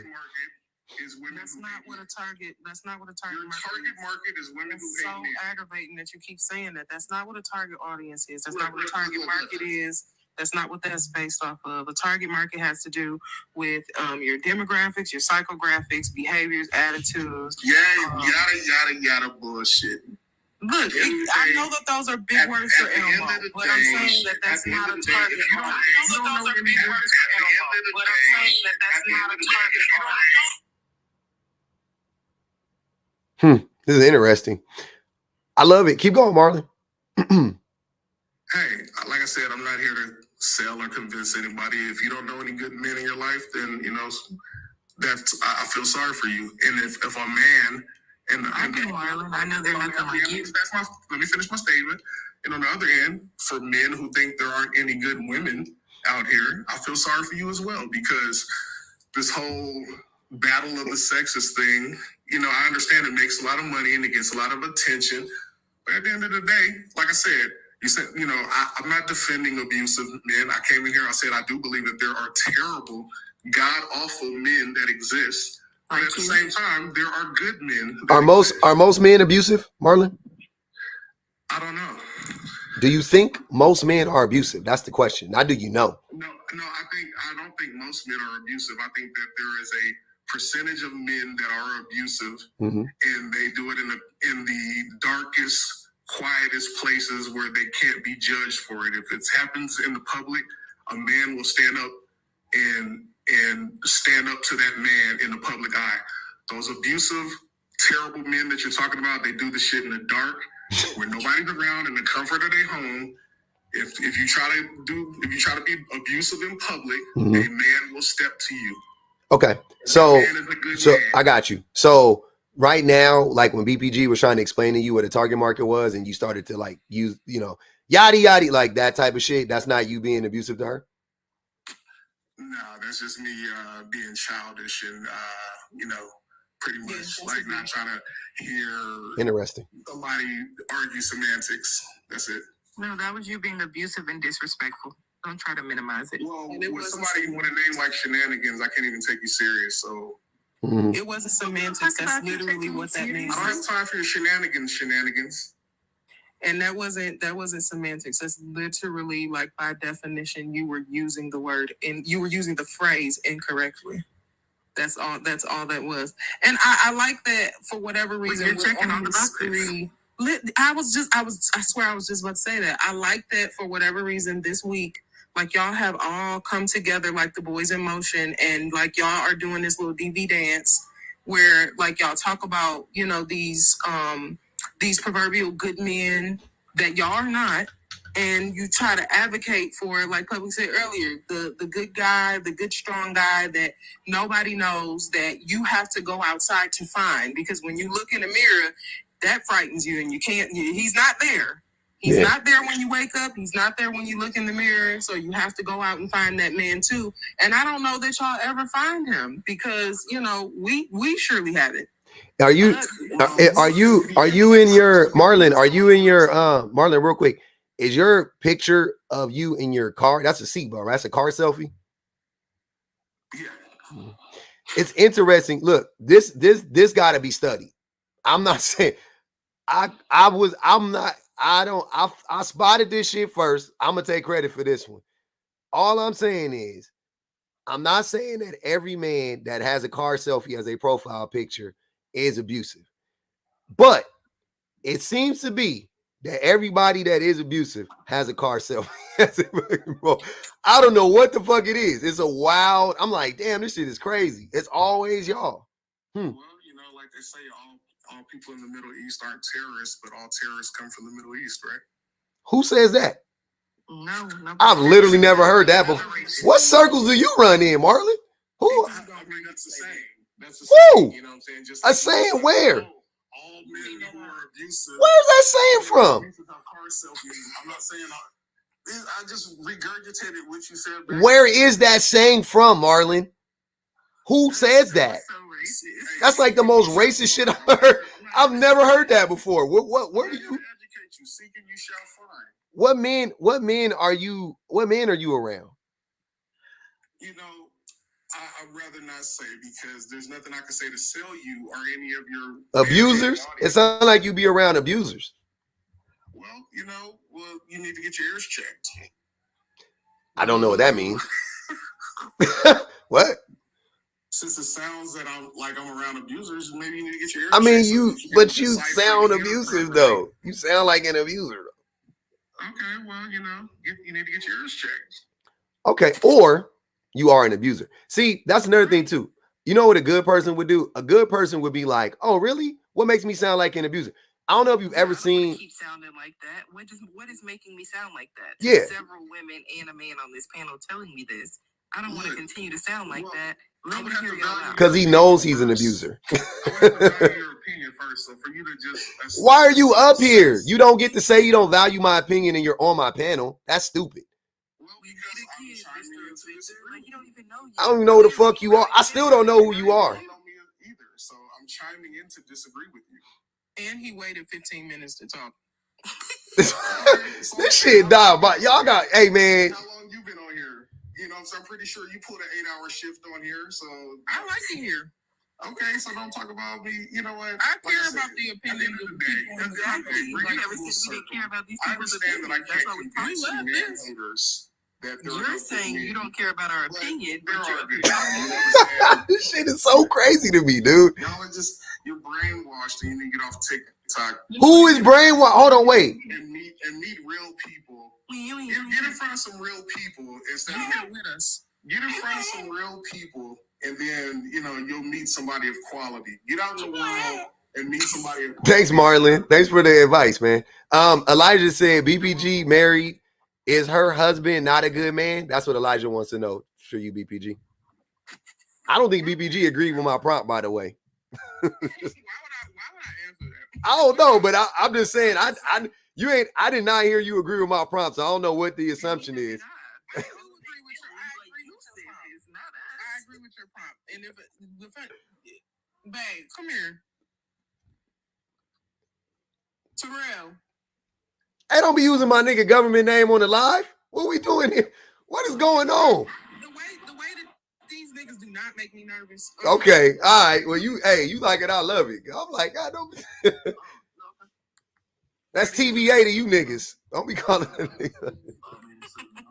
Because my husband disagreed with the prompt, so I think that answers the question. I feel like if you gotta argue that there are some good men, you're not a good one. Ain't that T? That's what I'm saying, brother. That's all I'm trying to say. If you gotta sit up here and tell me it's a bunch of good men out here, my nigga, that the kind of ain't that telling the whole story? Like, but if you can't identify one, then that's a you problem.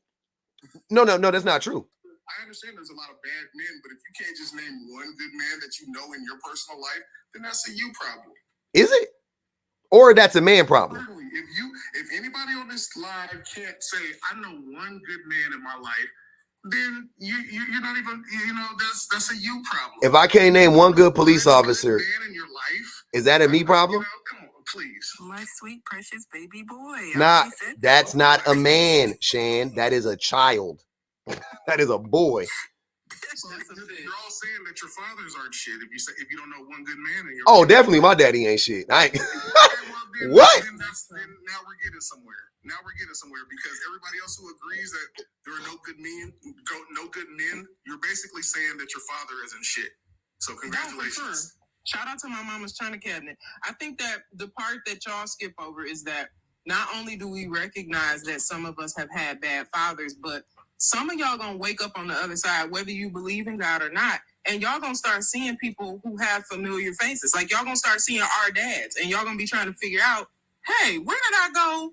Where I'm seeing Public's dad and BPG's dad? What are they? What am I doing here? Look at all these people Because in the y'all comments the talking same about how kind their of fathers dudes. ain't shit. It's making sense now. I understand now. I empathize now with the Hey, audience. hey, Marlon, your mama, your mama. Hold on, kids gonna say the same thing. hold on, y'all. Hold on. Marlon, you had a dad? in your life? Absolutely. And a mom? Absolutely. Fortunate, yep. And they still together and they married and stuff like that. My mother's deceased. Oh, and shit. My father is still alive. Nice. You have our empathy. Yep. Thank you. For your mama.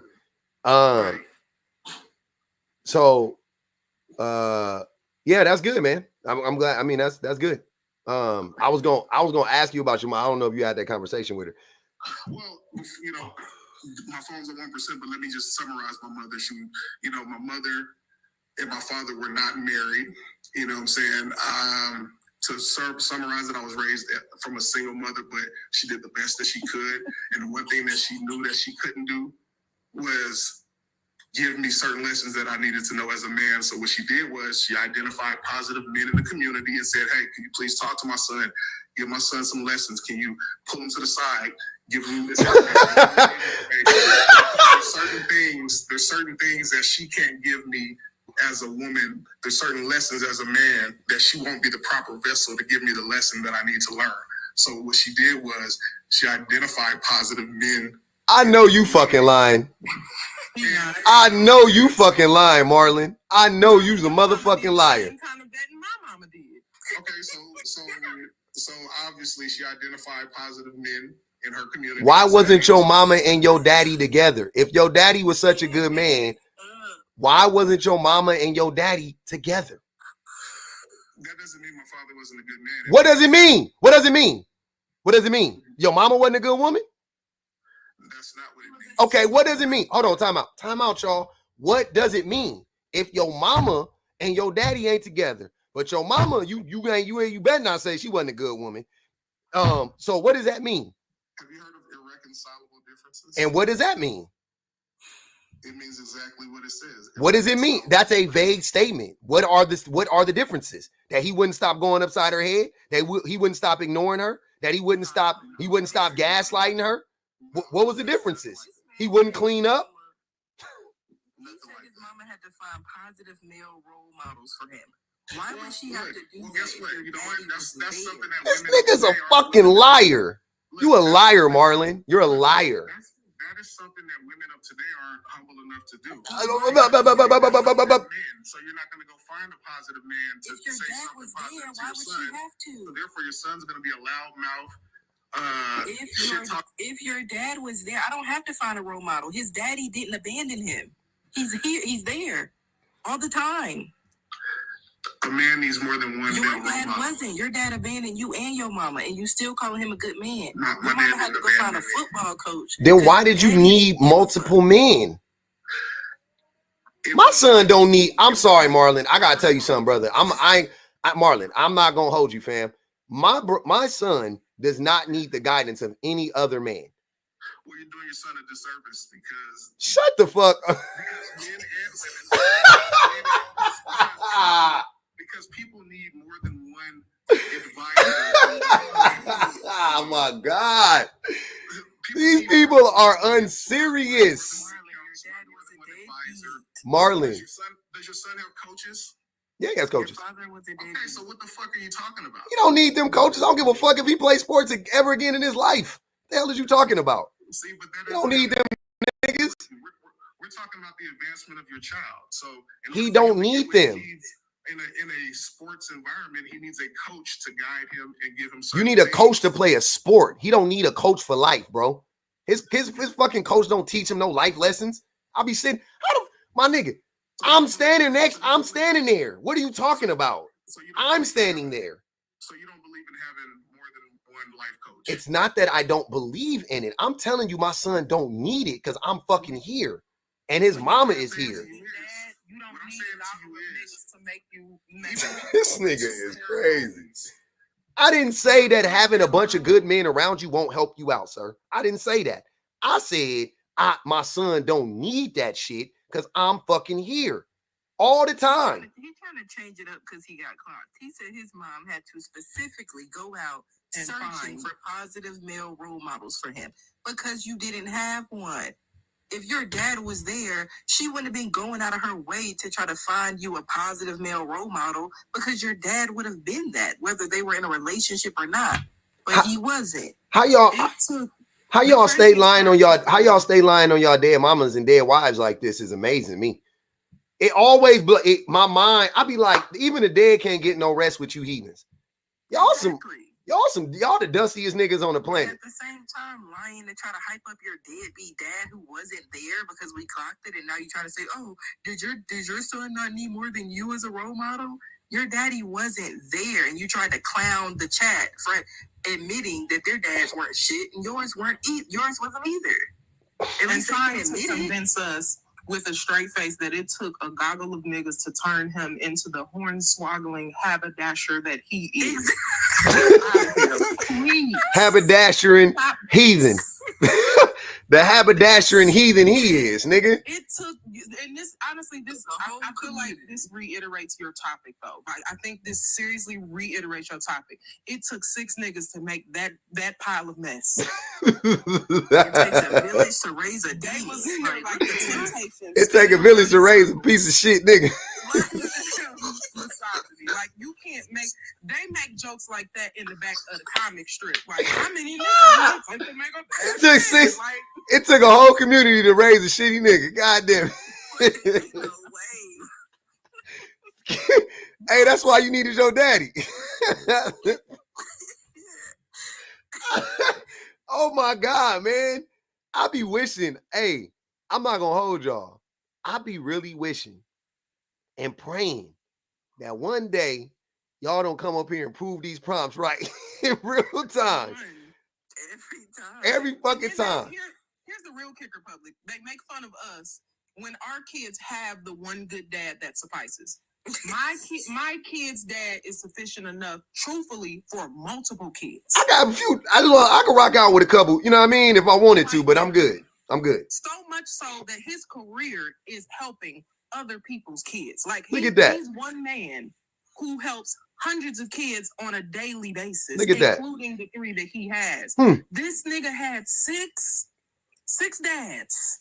And the only thing that he got from that was, hey, let me go into a TikTok live and judge people that I'm on a panel with and make fun of them. Talking about what my son gonna be like. Nigga, my son got a daddy. What about you? Hold on, let me read these super chats. Alexander said, what's good, public? Hey man, what's good, family? Tawana said, but didn't tell him to stop financially abusing his wife. He did not tell it. Charles did not tell his friend to stop financially abusing his wife. He told his friend how to avoid getting caught up by his wife, though, and act like he was a fucking superhero. BW said, a woman is 70 times more likely to be unalived in the weeks after leaving than at any other point in their relationship. That's what BBG was saying, too. All right, Alexander, I checked my email. Sorry for the hiccup. Nigel said, I'm not being defensive. Fuck. That's how they was acting. Nigel said, we don't trust niggas with car selfies, bucko. I never have and I never will at this point. Ask what constitutes a good man. This will be good. I didn't even get around to it, T. I was going to. Reese Collins said, good man in quotations is Santa Claus to coat of man. Can't be that. Rosa said, it's the good guy. Marlon is awful. Is this the good guy? Marlon is awful. Marlon is the good guy in the good guy's mind. Them. Tia said, them. I never jail, drugs, SA. I'm the good guy. Never been to jail. Nigel said, Marlon is stuffed in a studio apartment eating spreads and Vienna sausages in a dirty tank and 3-day-old draws rubbing his ashy feet together. That's descriptive as fuck. You must know a nigga doing that. Tia said, male mentors can teach others, we males to be toxic. Could teach other males to be toxic. Absolutely.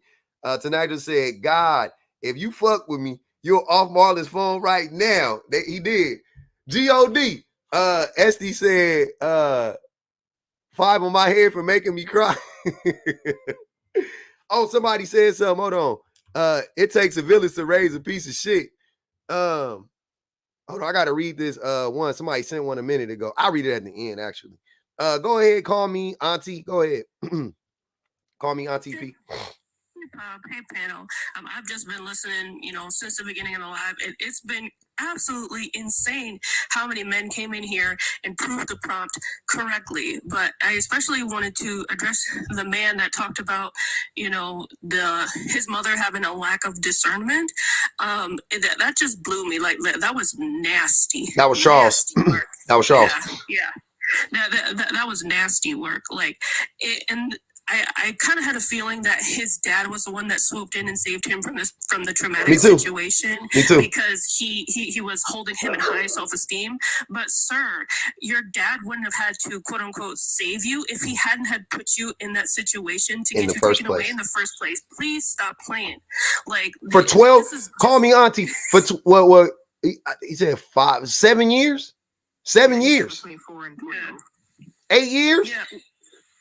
Like that is absolutely insane to me. And I feel like and especially like when the men get up here and you ask them like, oh, do you think that you're a good man? Have you noticed that they all hesitated and they talked around your question? Like they know that they're not good men, but they don't want to say it out loud because it's like somebody had said earlier, like their access to women is way more important. And even like saving face, those two things are way more important than, you know, them actually being a good person. And I feel like this, like good people don't come up here and argue and, you know, ad hominem attack, and they're just going out there and doing the good stuff. They don't have to brag on it. Like if you're good, you're good. Like other people can see that.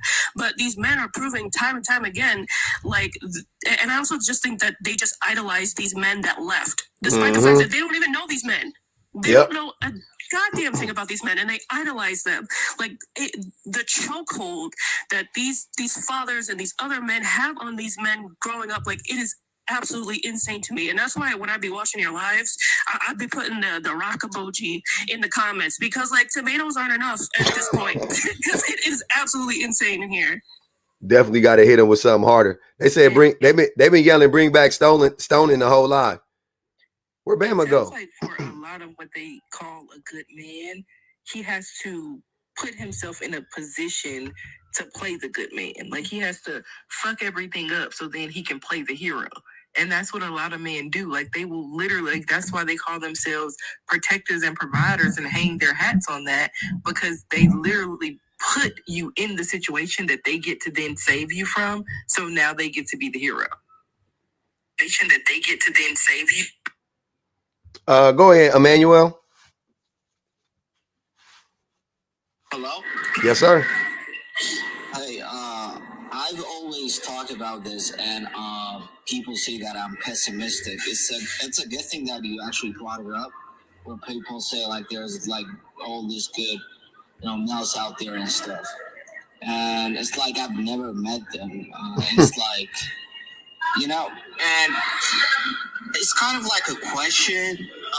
Do you think that, because I've noticed growing up, me and my sister, she used to work a lot of housework more than I, but when I work, I'm more appreciated. So sometimes the reason why we think we're good could also be we're more appreciated for simply doing easy things. That could also be the case. I think that's why we think that we're good or whatever, you know? It's like one person was telling me that when my wife takes the kids to the store or whatever, people doesn't even recognize it's like that's her job. But when I do it, it's like, oh, you know, you're here with your children or whatever. So that could also be the case why we, you know, a lot of people think they're good. I don't know. No, I agree. That's a lot of times, men, the expectations for men are extremely low. My bad, Emmanuel. The expectations for men are extremely low. So it seems like it's easier to be considered a good man than it is to be considered a good woman. Like to be a good woman, you got to be fucking spotless. But to be a good man, all you got to do is just show up, like just be there, just be present in some way, shape, or form, and everybody will consider you a good man. Sky Daddy said, could it also be that there are a lot of, you know, people who do a lot of evil things, so like people who are alive, people or whatever, so just basically existing without doing all those terrible things could also, you might think in your head that you're good, because we know that, you know, you know, men are good going out there and unaliving people or raping people or whatever. So when you're not doing that just for basically not being the most evil man on the world, you will think that you're a good man. That could also be the case, I think. Well, yeah, that's what I'm saying. That's what I'm saying. The standards to be a good man is extremely low. Let me read this real quick from Sky Daddy. Sky Daddy said, dads don't leave kids, they leave the drama. Beta. That was dumb. If you leave the kids, you leave the kids. What? If you leave, stop that. If you leave the kids, you leave the kids. Beta. If you leave the kids, you leave the kids. Last time I checked. It's the beta. Where'd that man go? Pray Lord. Where'd you go? Pray Lord. I don't know. I let him come up and he disappeared. If y'all see him, invite him back up. I just want y'all to know that man that was just up here talking was on a live last night talking about how he pays for women for smecks at $60 a pop because that's easier than being in a relationship with them, and how he was simping for his girlfriend even though he only took her on one real date and the rest of the time they just hung out. But he thought he was simping because he was texting her all the time and calling her all the time, and he got into black pill. And that's when he figured out that he could just buy women and not have romantic relationships with them. Interesting. Just FYI. Yeah. I didn't even think about that. I've had many discussions with Emmanuel. He's definitely on the weirder side of things. Where you go, Power Lloyd? He just came back and then he dropped again. That was crazy. What's good with it, Jeff? Man, I'm just enjoying this conversation. I appreciate the work going on here. The way that I explain the good man situation is good means done, and we should never be done, right? And when men don't realize that, people are never done. We should always be trying to not be stagnant. We should always be trying to work towards something that's decent or better or whatever the case might be. And if they haven't come across this information yet, and they're being combative like the other fellow was, then that's when we know that they're in fact abusive and misogynistic and all these types of things that we try to break down. We're trying to break down all these things that will make us better people, but the good man aspect is just like, I'm good enough, right? When people basically say things like, well, that's just how I am, that's just accepting you being a bad person, right? Mm-hmm. Facts. Just being like content, like, oh, I'm good, like I won the race. So let me go on and shut it down. Like, no, nigga, you got to keep going. Yeah, I agree. You can't ever tell a man he's a good man because, good Lord, like that man gonna show you all the ways he's not. Because once they feel like they good, that, like you said, Jeff, they feel like they're done and they don't have to grow anymore. They don't have to be accountable. They don't have to change. They don't have to evolve because they feel like, oh no, I'm one of the good ones. You should be so lucky to be in my presence. Hey, am I a good man, baby? You are now. What? Hell no. I'm just playing. Locked it real bad. She said, I am now. She said, I am now. Jesus Christ. That was here, damn. Your wife looking at you like a gardener. Look at the garden where everything is growing up real good. Like, look what I done did out here. Look at all this. Say, here, huh? Here, huh? Damn. You all right?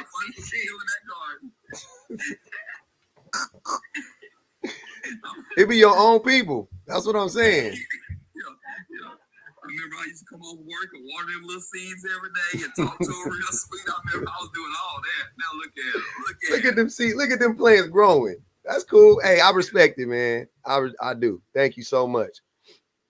But the interesting part about men who are good men is that they will argue you down about them being good. Like they can't wrap their head around the idea of being a good man. And I think that has to do with, what Jeff was saying. Like when you're a good person, you see all the ways that you can improve, because goodness is something that's perpetual. It's something you are consistently working on. So if that's a part of your personality, you never feel like you have reached the pinnacle. And it is like a garden, actually. Like a garden grows, at specific times of year, depending on what type of plant or fruit it is. But like, you don't just grow the garden and then be like, oh yeah, I grew some grapes this year. I ain't touching that ever again. Like, you have to consistently go back. You have to tend to it. You have to, you have to make sure that that thing is always getting what it needs.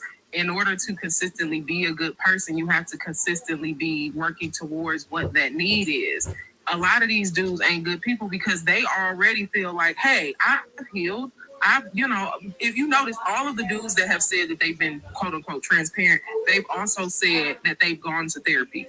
Like, they think that therapy is something you do and then you finish like college and then you just walk away. Like, they think that that's the end all be all for that whole thing. But when you're working on being a good person, being a kind person, being a compassionate person, that's something that you are consistently working on all the time. If you feel like you have reached the point of being a good man, sir, you are like our good friend, the Marlin the fish. Who was the other dude that had the fish name? What was that man's name? Gary. That's who it was. He didn't have a fish name. He had a snail name. Maybe there's a correlation to men who have animal names who think that they're good people. I don't know. Oh. Y'all, I'm about to hit the rain sound app. I'll catch y'all next time. All right, Sham. Take it easy. Sam put 5 on my head for Cedar.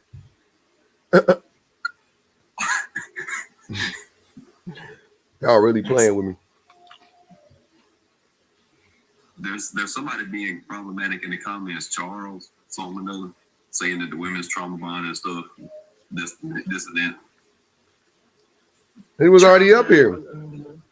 He ran away earlier when we started in on Marlon. I was thinking that. Yeah, why you leave, Charles? Come back up. They should have never gave y'all access to therapy lingo, because y'all be using it all wrong. They got on Beyonce's internet and just made it myth. Trauma bonding where? Well, who? Go ahead, Allie.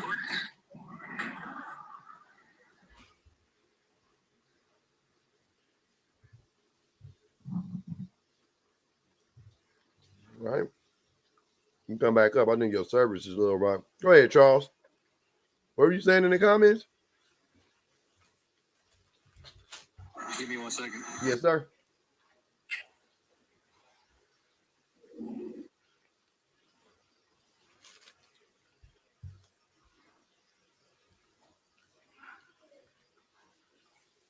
Tonight you said, this is why they cling to Christianity. They accept that God is a man who both protects and punishes them so they can grow up and do the same thing in quote unquote his image. Damn. You clocking that shit. What up, Gene?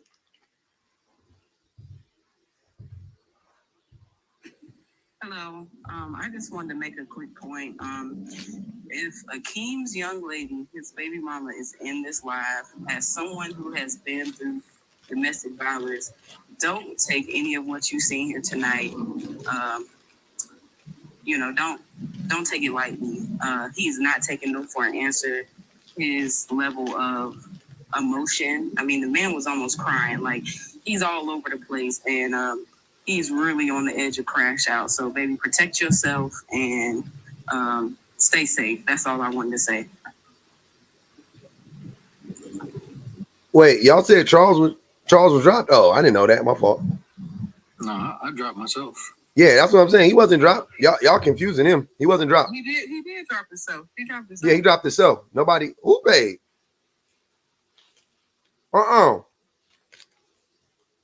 He wasn't dropped, y'all. Y'all tripping. Come back up, Charles. Y'all tripping.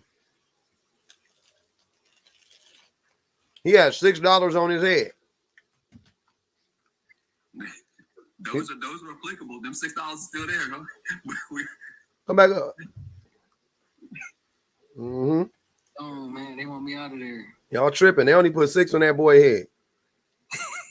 Y'all ain't even got 10 on that man head. Y'all tripping. Oh, that was for him? My bad, Miss Chrissy, baby. He got 36 on his head then. My fault. Charles, you better say something. No, I was saying, I'm just seeing a lot of ladies in the comments, like, they're not really listening, but they're responding. You know what I'm saying? I said that's not healthy. Like, at least if a guy's coming up trying to say his piece, like, at least try to hear him out before you just start going at him. That's all I was saying. So we have no intention of doing that. So ever. wait, See? hold on, wait. So you saying that the women or whoever, me too, whoever, if we have better discernment than you and we clock they shit a mile away, that we should still give them an opportunity? You the one talking about discernment. At least allow somebody to speak their piece. But why though? Because I mean, ain't that the reason why you brought them up, to hear what they had to say? Oh, I did let them talk. What you mean? They let he was up here for That's hours. what I'm saying. But I'm saying, like, people are like commenting this and this and that, like judging him before the man even finished what he's saying. But they was right How though. can you do that? Hold on. But were they right, Charles? About Akeem? Yeah. Well, Akeem, I didn't like when he starts talking about being physically abusive. Then yeah, I was like, that gave me. So they clocked. That's what I'm saying. So listen to what you're saying. You the one who didn't have the discernment. Everybody else did. Everybody else clocked it a mile away. They talked their shit, and you sitting there defending him. But I'm saying, well, what about Marlon? Marlon, was they not right about Marlon? Well, so what did he say to get dropped? He dropped himself, but you didn't hear what Marlon was saying? I did hear what he was saying, but I didn't hear him say anything like. Oh wow. Like I didn't hear him say nothing vulgar or anything, or that was besides like when He started off telling one of us to shut up. I didn't even hear that part. He put it in the comments. He told. I wasn't reading. I was up talking when he was saying that. Whatchamacallit was it was when Tara was talking. She had just started talking. He said, "Shut up," in the comments. I didn't say nothing. I was just waiting to clock it. I let it go. Right. So yeah, that's disrespectful. But there's also people in the comments being disrespectful. Cause fuck him. It's going both ways. It's both ways. Yeah. Come on, man. Both ways is wiki, bro. I'm saying because when I was talking, there was women in the comments telling me to shut up, saying you little boy. You was blaming your mama, Charles. I didn't blame my mama. You did blame your mama for not leaving. This is all I said. The only thing I said she should have left. That was it. That's victim blaming. No, that's not. Oh my! I say that about anybody. I say if you in danger, leave. Like, and then they explained it. So a man or a woman, if somebody's abusing you, I feel like anybody should leave. Hold on, let me read this. Somebody laid it out. BBG said 2 years, but I'm gonna tell you what this lady said. She said, BW, appreciate the super chat. She said a woman is 70 times more likely to be unalived in the weeks following after in the weeks after leaving than at any other point in their relationship. So okay, so what's the statistics on a child being unalived when they're in an abusive situation? Significantly higher. It's significantly higher. No. He's saying wait, BBG. Are you asking if they stay? Is that what you were asking, Charles? You were saying like if the woman stays? What's the significance on a child being unalived if they are being abused and they stay with some of the abuser? All right, go ahead, BBG. That's what I wanted to make sure corporal punishment still accounts for 80% of more than 80% of parents in America still use corporal punishment, which is a form of abuse. Most of the time when children come forward about the abuse that they are experiencing at the hands of their parents, they are sent back to those parents. And especially when it comes to neglect, there are more than 500,000, I think the number is like 600 and something thousand kids who experience unalivement because of their parents' neglect and abuse a year. Damn, man. And that's what I'm saying. So in my situation, I was being abused. So it don't take very much force to hurt a child and like do a lot of damage. You know what I'm saying? So I did what I didn't wait. I didn't do anything. Like this was the first incident, the first home that I went to. I was 4, about to be 5. The likelihood that Charles, the likelihood that your foster parents were going to spin the block on you is really low. It's not the same. That's what I've been trying to tell you. It's not the same for a man and a woman. You don't just go like you can go from home to home and be abused in every home. But that's irrelevant to what I just said. That's not irrelevant. It is. Hold on. Compare the two scenarios. Listen to what we're saying. Because you keep comparing the two scenarios. Your mom was in an abusive relationship with your father as a grown adult woman with small children. You were hold on, Charles. You were a child that was being abused by some foster parents or whatever you wanted, some guardians, whatever you want to say, some adults. Okay, cool. So in these two scenarios, when you told the authorities came in, did their job, removed you from the house, and put you in a safer environment, right? Cool. That's 46. They put you in a safer environment, right? Now, your mom on the I'm sorry, and then the last part about that we got to remember is the likelihood that your foster parents were going to come find you in your new location and try to unalive you is extremely low. It's really, really low. They only abuse when you're in the house. Once you're gone, right? You understand what I'm saying now? Yeah. So, okay. Now, your mom, say similar situation. She's being abused. You're saying she should leave. We're saying, though, when the woman leaves that situation, the situation becomes way more dangerous for her. Are you not understanding the connection now? Why you keep saying, well, I told and I saved me and my brother versus my mom should have left. You're not understanding how those things are different?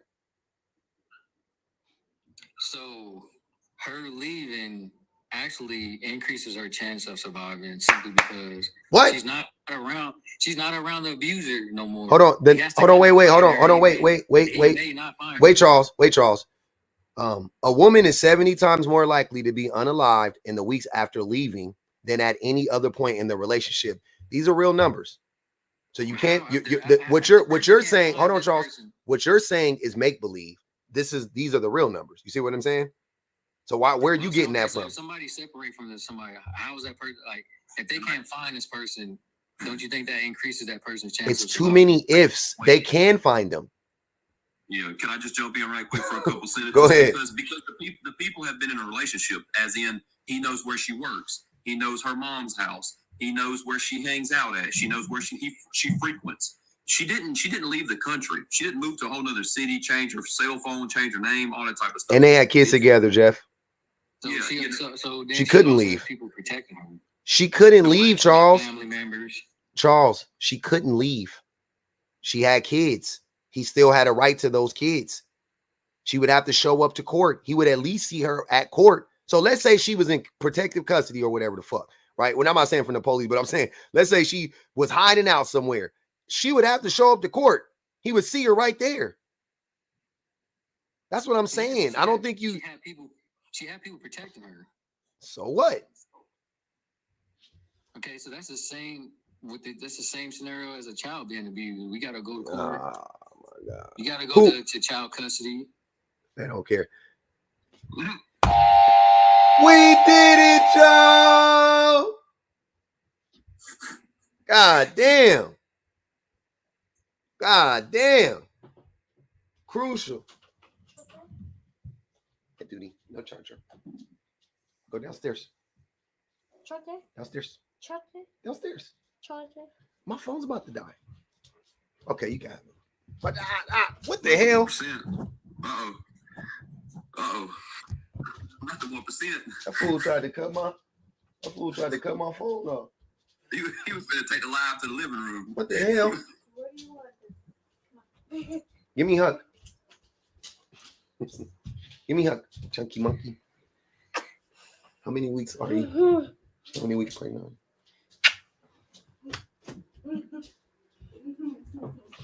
All right. I love that baby. He stole my charger. It's okay. It's okay. Nigel said your discernment meter is off, stinker booty. To Charles. Oh man. All right. Shia Jocks. Go ahead, brother. Shia Jocks. Shia Jocks. Are you there? Shy Jocks. Shy Jocks. There you go. What's good with him, family? All right, pretty good. Just wanted to coming and say that that I agree that there's no good men. There are only great men. I like that. What makes a great man? Everything. What makes him? What makes him great? There's great people.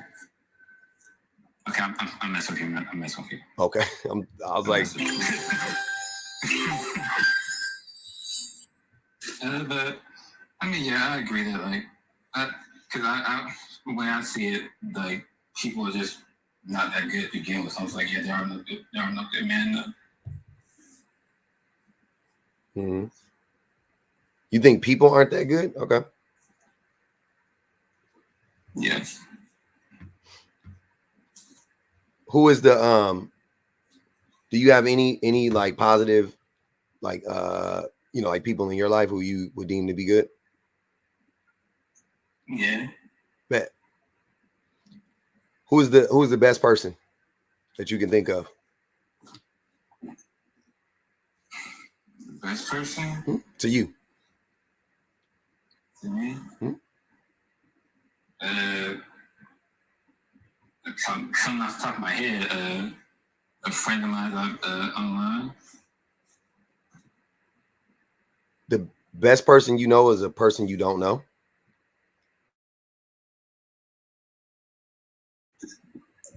Oh, I'm sorry. I guess I can okay, that'll count. Okay, I'm sorry.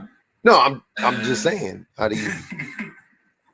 The best person that you know in your life is a friend online. Not your mom, not your dad, not your. I mean, I have issue with my mom and my dad, so. Got you. I can see what's on mom. I can see my mom what's on that. Bet. Yeah. All right. Jean Gray, what's good? Can you hear me? Yes, ma'am. I don't know. I had spoken earlier. I don't know if anybody was able to hear me. Nope. But all I came up here to say was that, give a message to if Akeem's baby. Oh, yeah. Yeah. Okay. Yeah, I heard you. Okay, I remember. Say I just don't know how to drop, so I just. Oh, I got you here. I got you. Appreciate you. I got you. Okay.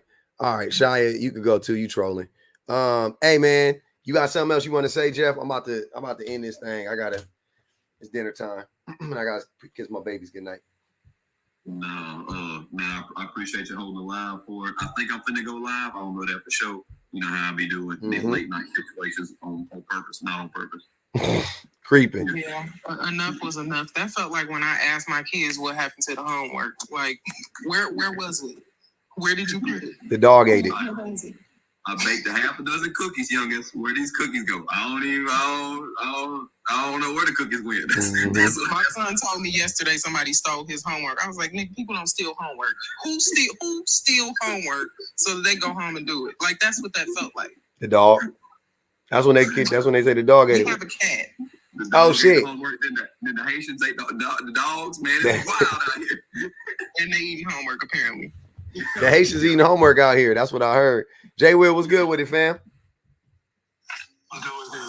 Chilling. I just want to highlight that several niggas that came up and proved another prompt of yours correctly again. Man, feelings shouldn't be validated. If you can find a way to blame your mama for her abuse, that's some sick shit. Hey, bro, that type of shit right there don't even make no fucking sense if you ask me. Yeah. I don't even understand that at all. They come up here and they say they survivors of abuse and all that stuff like that, but they lack every man that come up and say they been abused by women, parents, stuff like that. They lack complete empathy, and that shit is weird. They have zero empathy, and if you can't find empathy for your mama being pushed to smugs and getting abused, and your daddy left.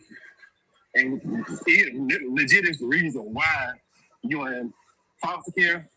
That shit nasty work. That's for real, man. Oh man, that was crazy. That was a wild ride we went on. That boy took us on a wild one. I was like, come on, fam. Blaming your mama? I can't remember who came up yesterday, and she said something about we gotta stop trying to triangulate or romanticizing that men would care about women in their life just because it's their daughter or something like that. Mm-hmm. And then 24 hours later, niggas prove that even if it's their blood, they still ain't gonna kill them. Nah, they don't give a fuck. They don't give a fuck. That's all I got. Hey man, I appreciate you. Validating niggas feelings. What'd you say, Jay? No validating these niggas feelings. Fucking. You already know that. I ain't got no. You can't even do it, man. You be wanting to do it too as a man. You be like, I want it. Then you be like, nah. Y'all saying anything, man. Jeff Shannon was that Alabama fella. Julie. All right. Hey man, I appreciate you coming up, Jay. I'm about to end this thing, man. I'm tired. I gotta eat.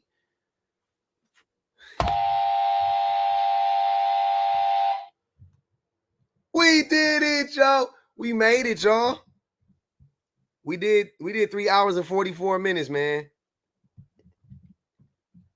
What a time to be alive. Appreciate y'all, man. Best minds in the business. All the old subs, all the new subs, everybody that hit the super chat. To Nigel, Ebony, Tawana, Miss Chrissy Baby, Orange Cat Energy, Reese Skyla, Miss Chrissy Baby, Osa, Illy, Alexander, BW, Tia, Sky Daddy. I appreciate y'all, man. Shout out to everybody who's on the YouTubes, all the mods on the YouTubes, man. The chats was chatting. I will see y'all mañana. Shit.